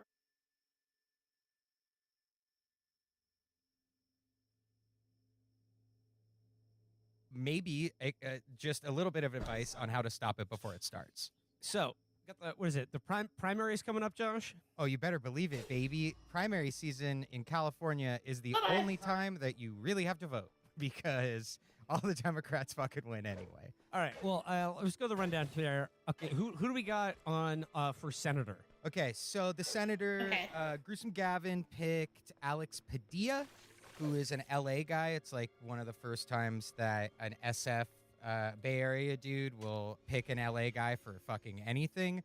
But here's the problem. Literally the only thing I've seen him do all year has been to roll a tortilla in like a really fucking cool way, which it was really cool, but I'm pretty sure a senator is supposed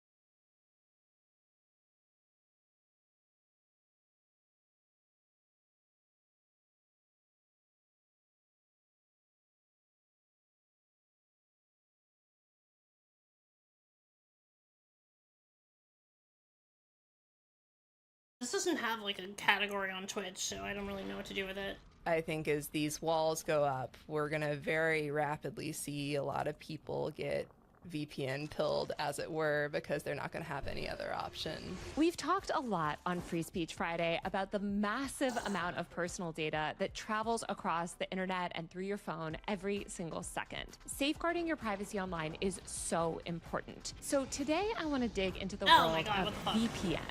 A VPN, or virtual private network, basically works by encrypting your internet connection and masking your IP address, which makes it harder for hackers, corporations, and even governments to track your activity online. Most people know VPNs as a way to get around geogating. So if your content is banned in one country, you can use a VPN to get around that ban and access the internet basically as if you were in another country.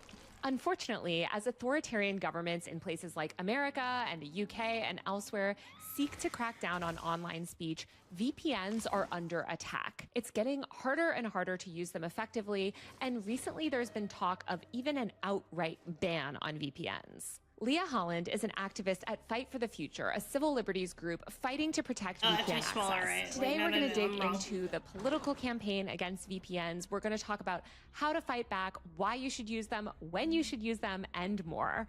Hi, Leah. Welcome. Hi, Taylor. I am such a fan of the pod. It's great to be here. I'm so excited to talk to you today because I feel like we all hear about VPNs. Maybe some people that are listening have used them. When the TikTok ban went through for like 6 hours or whatever that was in January, I know a lot of people were sort of rushing to VPNs to see if they could use it to get around the TikTok ban. So I want to kind of back up and explain, I guess, like, what is a VPN? Like, how does it work? So a VPN is essentially a secure tunnel to a different server to allow your web traffic to appear as if it's coming from somewhere else. That's the 10,000-foot view. It basically lets you pretend like you're browsing from a different location. So, like, for example, if you're in Mississippi, you can pretend like you're browsing from New York and still be able to get on Blue Sky. How did this industry emerge? Because I feel like now we hear about so many different VPNs. There's so many different options. How did VPNs originate? VPNs started when the internet started to be a place to do work. When businesses decided that they were going to store all of their records and information online, they needed a solution to allow remote workers or like workers who are traveling or even just offices in different places to all be accessing and working off of the same documents. This is like early 2000s that we're talking. So the VPN was created more as like a corporate security solution than necessarily as a privacy or anti-censorship measure. It seems like VPNs have now become sort of popular consumer technology. Like, I know so many VPN companies that advertise with YouTubers and stuff like that. When did it jump from being this like corporate security solution to this consumer tech product? The jump there really began when people were getting those like nasty grams for torrenting music and movies and things like that. Also in the 2000s, where your IP address was used to identify you if you were downloading a show or an album or what have you, and threaten you with legal action from like IP holders. Because of the highly covered instances of trying to sue a teenager for downloading an album that they couldn't afford because it was $17 or whatever. And then additionally at that time, people became very aware of this privacy issue and started using VPNs for more than just I didn't realize there was so why should we care about VPNs now? Because I feel like people are like, okay, VPNs, yeah, I've heard of it. I see those sometimes. I get ads for them. Who cares? VPNs are important because we live under surveillance capitalism and at a time when governments increasingly are wanting to censor the internet in order to take away its power both as an educational tool and also as an organizing tool. The surveillance capitalist piece comes in when you think about VPNs blocking your IP address from being shared with whoever a website wants to give it to. And this is largely data brokers or really anybody who wants to pay for it. These websites are often trying to gobble up as much information as possible, and they use your IP address not only to tell people more or less exactly where you are, but potentially also to de-anonymize other information or other browsing activity that you do where you may not be sharing your name or other identifying information. So that IP address is actually a big linchpin in terms of surveilling you online. And that piece that we spoke about earlier about how a VPN allows you to pretend that you're browsing from somewhere else is very important when we have states like Mississippi where they have passed age verification legislation that is forcing websites to go dark in those regions in order not to be sued out of existence, or like with what we just saw in Nepal with the social media bans and VPN use spiking over there. This is a way to get to the internet that the government doesn't want you to have, and it is one of our last-ditch tools to do so. So that's what I kind of want to get into, because I feel like exactly what you just said of this is sort of this last-ditch tool that people have to circumvent some of these really restrictive like censorship laws. I know in the UK, after the Online Safety Act passed, VPN usage spiked, and since then there's talk of like banning VPNs, I think, and also trying to make it so that you can't use VPNs. Like even with the TikTok ban, when it did go into effect, I think that you couldn't even use a VPN to circumvent it. So it seems like VPNs are under attack. Yeah, they are. Because for a lot of people, they are that last-ditch tool either for their privacy and safety online or for online access to knowledge and information. But a crucial thing to note to make this like not a VPN ad is that VPNs are filtering your web traffic. So instead of that website or what have you catching everything everything that you do online, the VPN is catching it, which makes it very, very important for the VPN that you're using to be trustworthy, which can sometimes be a really hard thing to assess, because if it's some free VPN you found online and you just decided to install randomly, they could have your credit card info, your banking login, all of the above, because they're the ones that are holding those keys to your traffic and your online life. So it's in no way a perfect system, and it's not the system that we should have in order to just use the internet the way that we want to, but it is important because we live under 19th century privacy laws and in a time of great moral panic around online safety that's turning out to be a force for making the internet even less safe than it was before. Let's talk about some of these bans. Like, how can they ban VPNs if, you know, the VPN is making it seem like you're not even based where you're based? The easiest and like most low-hanging fruit way to ban VPNs is to ban them from the App Store for Apple. And a lot of people previously have said, okay, well, they're banned from Apple's App Store, so I'll just use an Android. But now Google is about to require that all apps be registered with Google, so it's creating a very similar choke point for the like base level ability to install or sideload a VPN on your phone or like other devices. So that's like the base level way to do this. And then in a country like Indonesia, for example, I was reading about all these different ways where VPNs are largely banned, that people are increasingly finding alternative means to install VPNs. And this is everything from like NGOs handing out thumb drives with VPN tech on them so that people can install the technology to just private hand-to-hand transmission of the files that you would need to install these pieces. And when you get to that point where the government is engaging in like more and more sophisticated bans on VPNs, what it is the really like, it's a cat and mouse game between the government that is trying to identify traffic that is encrypted, that could be a VPN, and the creators of the VPN who are trying to out-innovate those sensors that are looking to like target and shut down those operations. I know I sound like a crazy person every week ranting about it, like, oh my God, we're getting censorship around the world. But like, there are these sort of like global trends around these censorship laws and sort of just creating, honestly, the type of internet that we've always criticized countries like China and Russia for having, where it's like a completely kind of domestic version of the internet where you only can access information that's approved, you can only access approved websites, and we're kind of losing like the global nature of the web. And it feels like in a lot of ways like VPNs are kind of the last line of defense in that like effort to kind of maintain this globalized system. It's sad but true that we haven't gotten to a point where we understand that the tools of censorship in the hands of people that we don't like is always going to make us feel bad.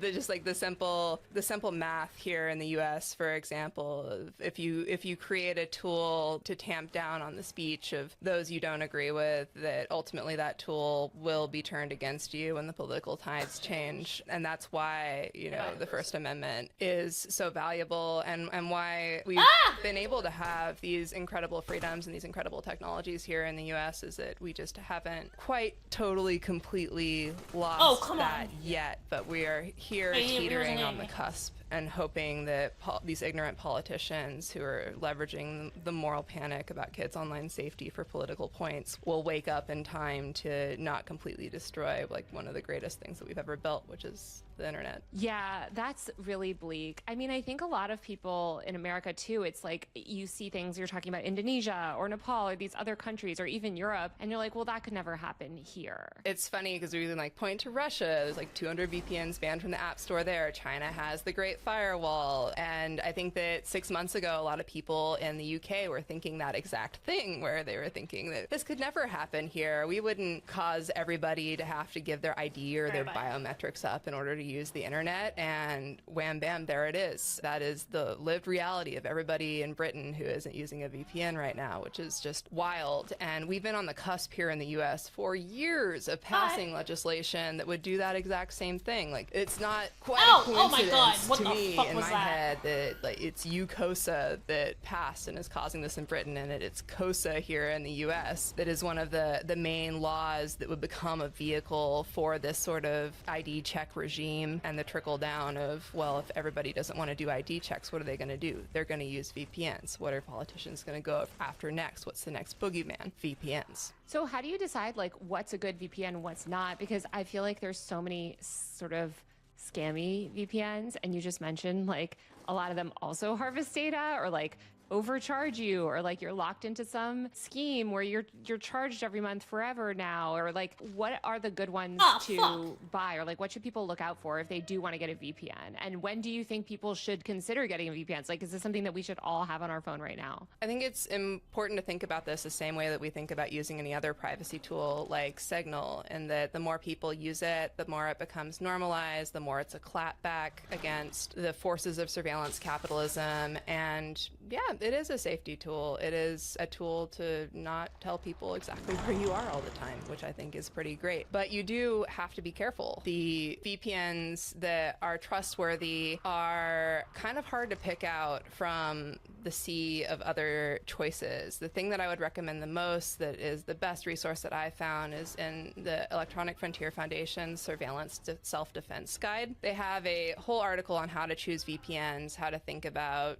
things like whether or not the VPN can actually access and see your traffic, whether they keep logs of where you go, who they're owned by, those sorts of pieces, because it can change depending on the shift in ownership or shift in priorities or shift in privacy policy of the VPN, or what laws they have to comply with in the country that they operate in. So there's a lot of factors to go in there, and you really just have to be an active thinker in terms of who you're trusting to filter your entire online life through their servers to hide it from all the people that we know are not there with good intentions. I feel like it's just like a devil's bargain where it's like, well, do you want this probably potentially terrible entity to have all of your data, or do you want this definitely terrible entity to have all of your data? At Fight for the Future, because we've been working on de-Googling and getting off of big tech platforms in terms of our day-to-day operations, we actually use that old school method of having it all on a server and then using a VPN to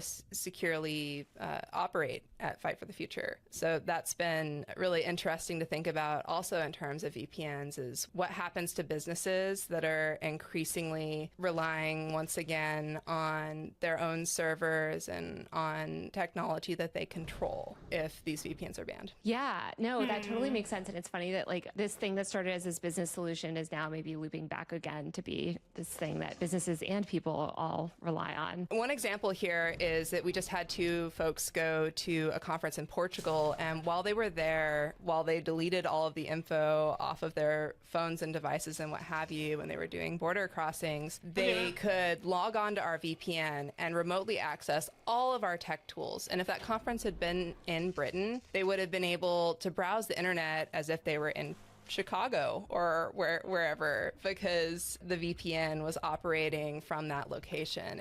It's actually incredibly important to us to have the ability to do that sort of secure operation. I mean, you were saying earlier that it's helpful for VPN use to be normalized and for regular people to use it, so that way if they do or when they do try to ban it, it's much harder. And I am trying to think like what that would take. Like, what do you think people could do to normalize the use a little bit more? Because I feel like aside from advertising, which all these VPN companies do all the time, it still just doesn't feel necessary day to day, I think, to most people. For a lot of people, I think it's becoming increasingly necessary. A lot of it is just a barrier of education and awareness of how our location data is being used, which may be to an extent generational, where I know that there are a lot of younger folks who are very aware all the time that their phone is tracking where they are. And it seems, though, that in terms of mass mobilization and really getting people to pay attention and to advocate for these last-ditch tools for the internet that we all want to have, is you start taking things away from them. I think it's like 25 different states have passed various age check porn bans or what have you now. And I believe that that's pretty motivating. Even thinking back to the example of Nepal just recently, again, there was one VPN provider that said their usage had spiked 8,000% in just a couple of days when Nepal cut off access to social media. I think as these walls go up, we're going to very rapidly see a lot of people get VPN pilled, as it were, because they're not going to have any other option. And that's going to become pretty easy to organize around, I hope, at least, because people are going to fight for the internet that they want. Well, so what are you guys doing to fight for VPNs? Because I know you guys have like a campaign kind of going and you're trying to raise awareness. So, you know, for people that do want to get a little bit more involved, aside from just using it themselves, like what sort of campaign are you guys launching to protect access to this technology? So this is pretty nihilistic, but one of our base analyses of politicians is that you just have to make doing the bad things scarier than not doing anything at all. And so for VPN bans, we are organizing to try and make some noise to preclude that thought process when lawmakers look at VPN use and think, oh, well, let's just ban that. On September 25th, we just did this huge day of action where we had folks call their lawmakers, did this petition signing, and social media posts, and worked with influencers and all of the above to really raise awareness of the threat against VPNs and also why they're so important. I am so excited for everything that we were able to accomplish on that day and still have going actually at defendvpns.com. We have tools to contact lawmakers that are up there, really easy call tools that make it a no-brainer to get in contact with all of your representatives if you're here in the US. And we also have a petition that folks can sign, and we're planning to do more. And if you sign that petition, you'll be signed up to know when we next take action. Awesome. Well, excited to go to defendvpns.com. Defendvpns.com. Leah, well, thank you so much for chatting with me today. And thank you so much for all of the work that you're doing to protect a free and open internet. It's been such a pleasure, Taylor. Thanks so much for having me. All right. That's it for this week's episode of Free Speech Friday. If you like the show, please support me on Patreon, where you can get bonus episodes and more. The link is in the description below. You can also subscribe to my tech and online culture newsletter, User Mag.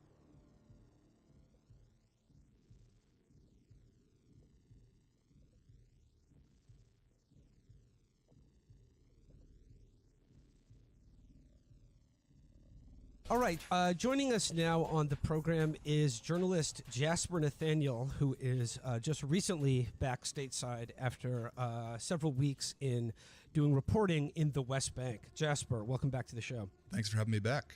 I just want to begin with your this most recent reporting trip to the West Bank, because you've been many times before, but I want to talk about the timing of this recent trip, and could you describe the context based on your previous reporting and what you know that made it so important for you to travel to the West Bank at the exact moment when the so-called ceasefire in Gaza had been implemented?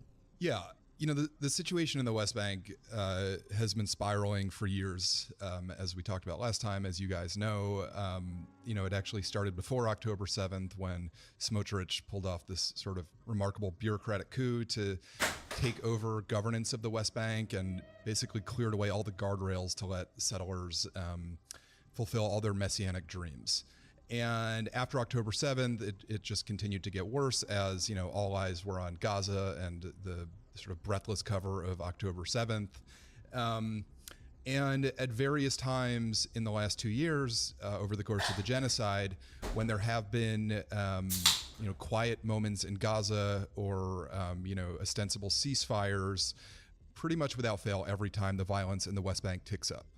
And, you know, there's evidence that points to, in some cases, there's been actual quid pro quos where Smotrich or Ben-Gvir or some of these other right-wingers in the Knesset and in the cabinet agree to, you know, vote in support of a ceasefire or in support of sending in more aid to Gaza on the condition that new outposts are legalized or some other policy is pushed through in the West Bank. And so actually when I planned this trip earlier this year, I didn't know that it was going to be right around the same time as the ceasefire. What I knew was that it was olive harvest season, which is historically a dangerous time in the West Bank because it's you know, such an important, meaningful time for Palestinians, both in you know, for their livelihood, because a lot of Palestinians in the West Bank make their living off of the olive harvest, but also because it's, you know, a perfect time for the settlers to go and terrorize the Palestinians in their olive fields. So I was going really for that timing, and then it just so happened that the ceasefire and, you know, this prisoner exchange all happened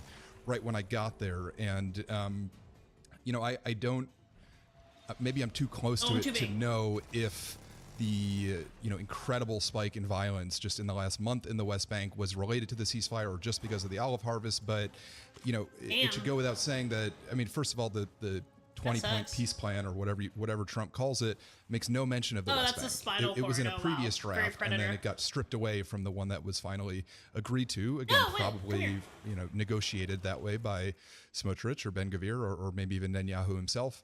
But it's just been on fire, basically. I mean, it would seem counterintuitive, like from like most normal human perspectives, like to do what they did in Gaza, and then to like have that be like semi-officially brought to a close. You'd think that they would want to, I don't know, keep people's attention elsewhere. But like as you've documented, it's just like they've gone all in on the West Bank. Like it's just no stop. It's like no stop whatsoever. Like, and if anything, they're using the technical pause of hostilities in Gaza to just ramp up their attacks on Palestinians in the West Bank.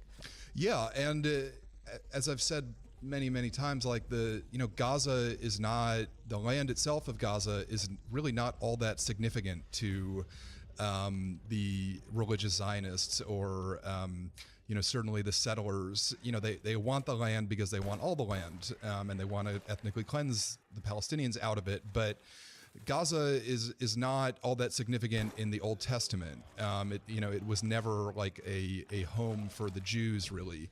The West Bank, they call it Judea and Samaria. It's where the ancient kingdoms of Israel are, and so that, all things equal, the vast majority of the religious Zionists in Israel, who are increasingly influential and powerful, are much more concerned with taking the West Bank. Well, Jesper, your reporting on this most recent trip has garnered quite a bit of international attention and has caught on in the broader press because of your reporting regarding a settler attack on Palestinians in one of these olive harvests, which you have copious amounts of video footage of. I wanted you to talk about that incident because you tell us a little bit about like what your trip was like in the days or weeks leading up to that incident. Like who did you talk to, and what was your what did you report on leading up to that incident? Yeah, my first stop was El Khair, which is in Masfer Yatta. It's a little Bedouin village in the South Hebron Hills, and if it sounds familiar, it's because this is where Auda Hathalin, who was a activist who was involved in No Other Land, the documentary. He was a teacher and really just a beloved figure there. He was murdered on camera by a notorious settler named Yinon Levy.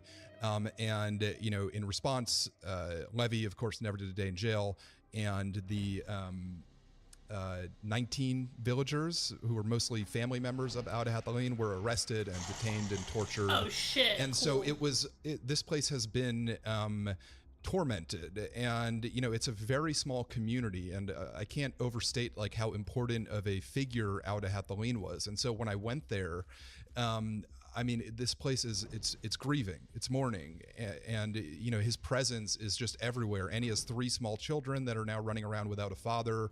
And what's happened in the last 2-3 months since that murder is that settlers from an outpost up the hill have decided to, from a settlement up the hill, a legal settlement called Carmel, built an outpost literally directly adjacent to the village. And there was some court proceedings, and actually the locals, Palestinians, were able to get a halt on the construction in the Israeli courts, but it didn't stop them, of course. And so while I was there, we were every single day, settlers from the settlement were coming down the hill and basically harassing people, destroying property. There was one incident which just honestly, I don't want to say it cracked me up, but it was so absurd, where basically I was watching Palestinian kids play soccer, and I was filming it on and off because it was exciting. It was a soccer match. And as I was doing that, this basically huge crowd of settlers starts streaming down the hill into the outpost to, like, I don't know, celebrate some Jewish holiday that even I'm not familiar with as a Jewish person. And so they are basically walking like directly next to the soccer field. And as it's happening, all of a sudden, this settler with a huge gun starts screaming at me in Hebrew.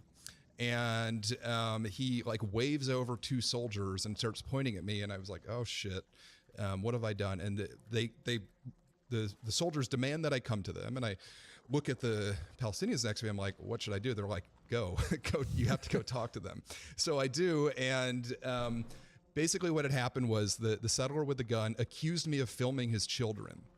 And the way he was saying it was like, this very, like accusing me of being a creep, basically. Like, this guy's filming our children, blah, blah, blah. Did you think you had like a soccer fetish? He knew exactly what was happening. He was just like, I said, I was like, I was actually filming a soccer game, and you guys walked right through it.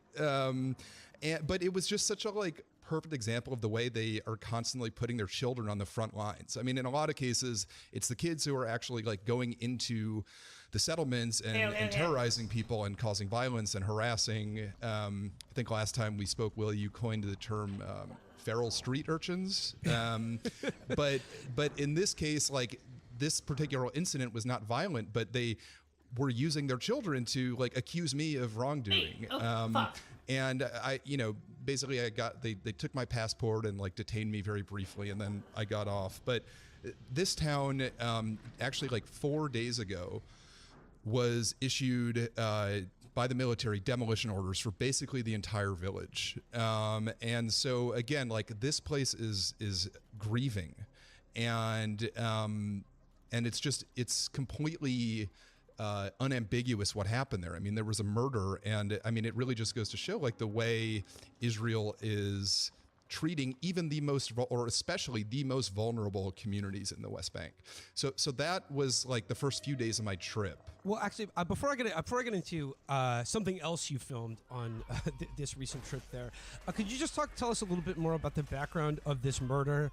Like you mentioned who was killed, but like, what were the circumstances surrounding this killing? So Yinon Levy is a notorious violent settler, to the extent that when I traveled there last year, long before this murder, I was warned about him, and I was shown his picture, and basically they said, if you see settlers, there's a protocol basically to avoid confrontation at all costs.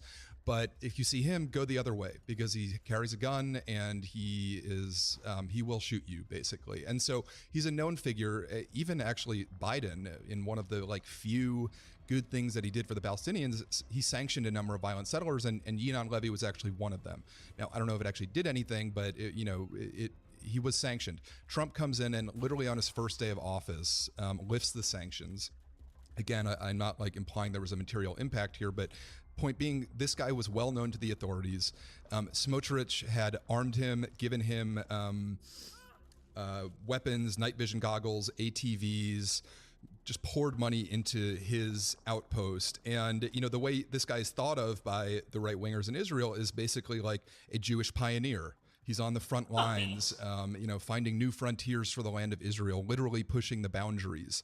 And so in the case of this actual murder, this guy, Yinon Levy, he runs a construction company, and he was commissioned, I believe, by the state to build this outpost that ends up right next to El Khair. So he was there with a bulldozer crew, and they drove the bulldozer right through the village, cut their, I believe, electricity and water pipes and cables. And a bunch of the villagers basically came out and confronted him. And this part is all on video. First, the bulldozer swings around and knocks a guy out cold. This is one of Auda's cousins, I believe. And then you see Yinon Levy basically waving his gun around, shouting, and then he just starts shooting. And he hits Auda Hathaline, who was standing about 100 feet away in the community center, holding his 3-year-old child. And by the way, there's just kids everywhere in this community, and kills him.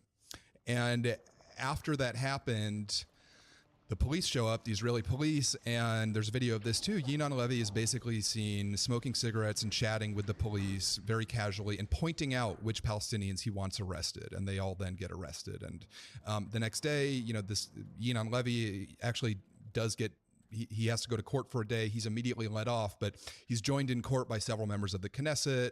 The major headlines in some papers in Israel say he survived an attempted lynching, and it was used by these sort of nefarious figures as justification for further arming the settlers there, for further supporting their endeavors to destroy this community, and that is what has played out since. And it's this is in this instance it was caught on camera, but this is the kind of thing that happens all over the West Bank every single day, and always whenever there is any sort of a violent incident, regardless of who is hurt, they will then use it to say, you see, we need more security, we need more weapons, we need more presence there. And so literally the infamously violent settler murdering the famously peaceful father and teacher and activist, then it ends up being grist for the mill for them to go and potentially demolish the village in the coming days. Well, another individual that these people require military protection from and violent vigilante justice to mete out on their behalf is a Palestinian grandmother ammo needed. Who you filmed being brained with a club by one of these jackals in her olive orchard, in her olive field. And this is more or less what has caught on in the sort of mainstream press, has had to deal with this because there's video of it. Now, you lay this out in a very good piece you wrote on your Substack called A Lynch Mob in the Olive Fields. But can you just give us like a sort of a minute-by-minute breakdown of what happened when you and others, including this grandmother, were attacked in this olive orchard? So this is in a town called Termis Aya, which is one of a handful of villages in the West Bank, which is actually predominantly made up of Palestinian Americans. So the place I was just talking about, El Khair, this is a Bedouin community. They don't have much money. Their infrastructure is fragile, to say the least. Termis Aya, I mean, these people live in mansions, just to be frank, and the town is actually mostly built on the American economy because a lot of the men, they have businesses in the U.S. The other one I teleported the farmer to that I was with was I don't know what's happening. attorney. He owned a family law practice. And then they come back to the West Bank with their children to raise them there. And so they go back and forth. So the point is, these people are actually not accustomed to facing violence. They've been somewhat or relatively insulated from the violence of the occupation in a way that most other places in the West Bank have not. And, these people also are nominally, should be protected by the American embassy there. Now, in the last couple of years, is that hurting me? Violence has started to show up in these places, and it comes down to the fact that the settlers are basically setting their sights higher. I mean, they are now looking at these mansions and thinking, hey, maybe we can live in those places. And so they're now, what they've been doing all over the West Bank for decades, they're now starting to do in these wealthier American communities, which is build outposts closer and closer to the village and basically creep in on them. So in this town, Termis Aya, violence has been increasing in the last couple of years. Because of that, the farmers in the village all decided that this year everybody was going to go out together in basically one caravan into their olive fields. And the olive fields basically are the buffer zone between two settlements, Shiloh and Adayad, and then the village itself. And then you've got the olive fields in between, and the settlers have been building outposts there and basically preventing Palestinians from accessing their land. They're literally, this part just absolutely killed me when I saw it. The settlers are living in these beautiful farmhouses built by the villagers. We saw a settler doing housework outside of a farmhouse that the guy who I was with had built. So anyway, we all decide to go out together, and I want to just mention that in this particular town, it's not really principally about income. I mean, certainly a lot of them make money from this, but it's more a matter of, number one, pride, but actually more importantly, they really see the olive fields as a place where if they don't maintain a foothold there, then the settlers are basically at their doorstep. And so if they don't keep going out into the olive fields and, showing some resistance to these violent settlers who are getting closer and closer, they're going to be in the village soon. And so that's really the big reason why. It's pretty clear that the settlers understand these olive fields in exactly the same way. 100%. And they, it should be said that as much as they sort of appear to be these like rogue maniacs, they're incredibly strategic in where they are building these outposts, how they are sort of creeping in. And so it's very clear to the people, particularly those who live like right on the olive fields, that this is the land that they need to fight to keep, or else they will be attacked in their homes next. And as you said, well, like the settlers know it too. So anyway, we all decide to go out together. The day before we're supposed to go out, a farmer gets a little too brave and he goes out with his son, and immediately he's attacked by settlers. He basically gets his face bashed in and gets his truck destroyed and manages to escape and had to get his face all stitched up. And we met him right after it happened. And I mean, it was very predictable, but also just incredibly ominous because, you know, it was just clear that the settlers are just waiting. They know what's coming. And so the next day, October 19th, so just over 2 weeks ago, we all meet in the center of town at about 7:30. Maybe like 40, 50 farmers in like 8 or 9 or 10, maybe 10 or 15 cars and trucks. And we start driving out into the olive fields. And within 2 or 3 minutes, we are stopped because there's a settler standing in the middle of the road, just brandishing a pistol. And, you know, very clearly staring into cars and intimidating us. And, you know, it's effective. No, I don't want to do that. When it's, you know, you run into settlers all the time, but when a settler has a gun, then, you know, you don't challenge them. So immediately we turn around, and I should say that I later I would also learned say that- you wouldn't challenge them because given the reaction of the American embassy and American politicians, I don't think you could really count too heavily on the American state backing you up should you get shot by one of these maniacs. Fuck. Yeah, and just to put a fine point on it, this town is made up of Americans. So we're talking about an Israeli settler who this guy is a known menace around Termis Aya. He has been for years. His name is Amishav Malt. He's the leader of the local outpost. A police officer told me that he shot a Palestinian a couple of years ago and had his gun taken away, and he's apparently gotten it back. So this is an Israeli settler who has been terrorizing Americans But he got day his in, gun- day out I'm- for I'm years, surprised he and got the his gun U.S. taken Embassy, of course, has done nothing. So on this particular day, he's talking on his cell phone, and as he's talking, we see other settlers start to sort of appear behind him. So it's very clear that, like, they know we're there, and, you know, they're ready for it. So we turn around, we try to go in another way, and this time we actually make it into the olive fields. It's like a 20 or 30 minute drive, you know, across pretty rugged terrain to get into the olive fields. I'm with a farmer named Yasser Alcom, who is, like I said before, he's an attorney. He speaks with a pretty much American accent. He's in his 60s, so he's not a young guy, and he's never been attacked before. He's much more like what you would expect in just like an old lawyer in California than he is like what you would expect to meet in, you know, Palestinian olive fields. So we go out together, and his olive fields are pretty barren. It's possible that it's because settlers had already got into the trees, but it's probably just, it was a bad season because of the weather and climate change and whatnot. So we decide to leave, and we turn around to leave in his car, and the road that we came in on is now blocked by settlers. And Yasser says, okay, it's fine. There's, you know, we can just go the other way. There's another road. So we go the other way, and this time there is an army jeep blocking the road.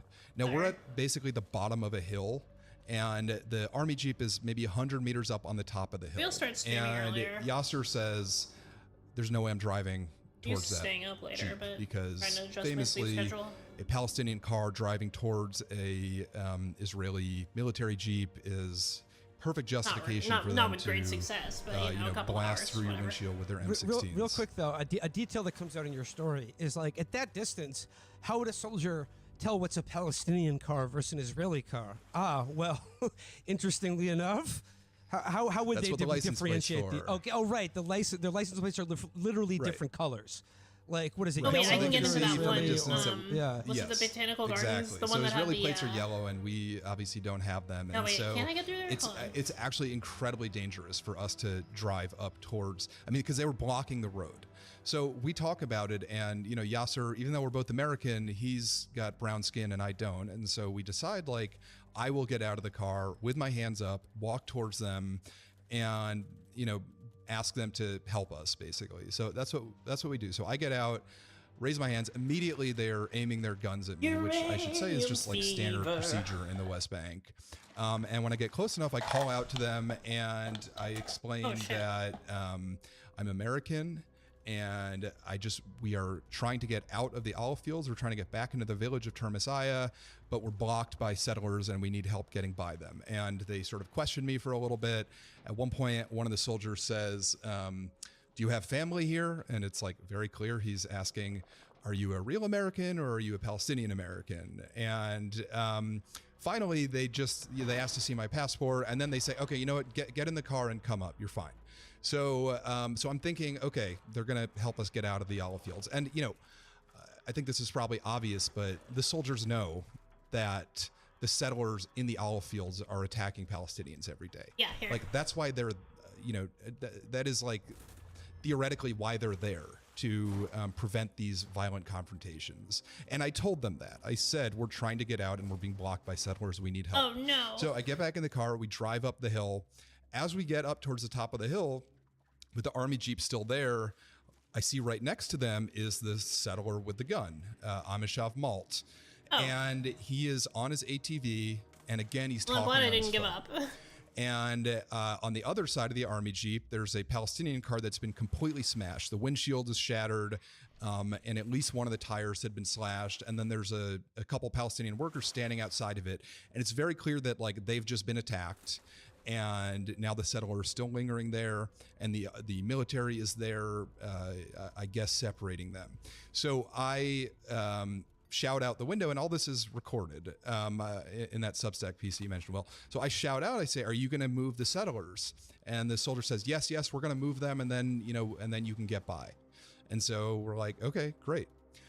Right after he says that, the soldiers get back in the jeep and just speed off, just like jet away, like cartoonishly fast, leaving us alone with the settler with a gun, who, again, I later learned is a famously violent leader of the local outpost, who is known to all of the Israeli authorities, including the military who's there. So now it is me and Yasser in his car, this other Palestinians in their damaged car, the settler with the gun who's talking on his phone on his ATV. The settler drives away in the same direction that the military went. And so we think, okay, maybe we're actually good. So we start to drive back into the village, and then I realize the damaged car is struggling to get out because, flat tires. And so I get out of the car and I tell Yasser, you go ahead and I'll catch up with you. I'm going to help basically try to push the car to the ridge of the hill so it can roll back down towards the village. So I get out of the car and I start pushing the car. This is about 4 minutes after the military and the settler I don't know left. what to do. As I'm pushing the car, suddenly I need another skill. Huge rocks start raining down around me, and I turn around and there is a just enormous mob of masked settlers wielding huge clubs coming over the ridge, running towards us. And so I run for my life, basically. And I was filming for some of it, which in hindsight, I probably would have put my phone away a little sooner. But I was shouting at them, American press, which I will say in the past has actually slowed them down. We had an incident 2 days earlier in another town, Al-Mazrah al-Sharqiyya, where we were surrounded by settlers with huge metal rods. And I started shouting at them like, you all want to be in the American newspaper? And they sort of backed off. In this case... So I must need something to get through there. I have since seen video that somebody else took from across the olive fields, and it looks like a horde of zombies pouring over the hill. So I don't know if, I doubt they could hear me or what. But basically, they chase me down the hill. I also learned from watching video later that they dragged the Palestinian guy out of his car, and he miraculously escaped and ran away as well. But basically, I run down the hill being chased by these guys. They're, throwing rocks, and it's just pure chaos at this point. They set the car on fire. So now there's a car burning and exploding. A Palestinian fire truck appears or comes at some point, so there's sirens. Point being, like, there's a very, very, very loud commotion. The soldiers cannot have gone too far in those 4 or 5 minutes. Okay. But of course, the soldiers were nowhere to be seen. So I get back down to Yasser's car, I get in the car, and this settler who had a huge club that was clearly like turned into a weapon. It's not a stick. It looks like a shillelagh, like a a stick with a Yeah. knotted like fist on the end of it. Yeah, or like a golf club or something. And he was basically like chasing me down. I mean, we were in a foot race, and I should say, like, a couple kilometers away from here is where a Palestinian American named Saifullah Moussalet, who was 20 years old, was beaten to death by a mob of settlers exactly like this. And I had just been reporting on that weeks earlier. I was with his family when they were in Washington, D.C., trying to get justice. So point being, like, I know these guys are not playing around. So I get into the car, and the settler with the club smashes through our rear windshield. And we're stuck because there's like a logjam of Palestinian vehicles trying to get out. He smashes through our rear windshield. Both Yasser and I think he's going to drag us out of the car, or this mob is going to drag us out of the car, and it could be bad. I mean, you know, there were dark thoughts going through both of our heads. We later discussed. The settler then runs around the car, and this is when we see this woman standing under an olive tree, maybe like 30 feet in front of us, and he starts running towards her. He throws a rock at her, and I mean, you can actually hear in the video, like, we see him running towards her, and both of us actually thought, for all the terrible settler violence we've seen, we both thought, like, he's not going to attack that woman. What kind of a, like, complete psychotic maniac clubs an older woman completely defenseless in a hijab standing under an olive tree? And sure enough, he goes and he knocks her unconscious. His first blow knocks her out cold. I watched her body go completely limp, and then he stood over her and hit her twice more in the head with his club. It was the most heinous, shocking act of violence I've ever witnessed in my entire life. And you got to remember, like, there's 100 or dozens of settlers behind him too, running, clubbing cars, throwing rocks. The guy with the club then runs ahead and he clubs 2 international activists, and it's just pure chaos. Basically, what ends up happening is I get out of the car to help the older woman who I later learned were 2 members of her family who showed up. I think maybe grandchildren or nephews or something, and we help her into a car to get away. The settlers eventually retreat because they reach close enough to the village where there's now a crowd of Palestinians waiting there for them, and they, you know, apparently were not interested in actually facing off against like a crowd. They just wanted to, you know, club grandmothers or beat like independent journalists running by themselves. So the aftermath, I mean, it was like it looked like a war zone. I mean, there were people screaming, serious injuries. One of the activists was really, really, really badly hurt. I'm not gonna 3 be or around for 4 long 'cause or maybe even 5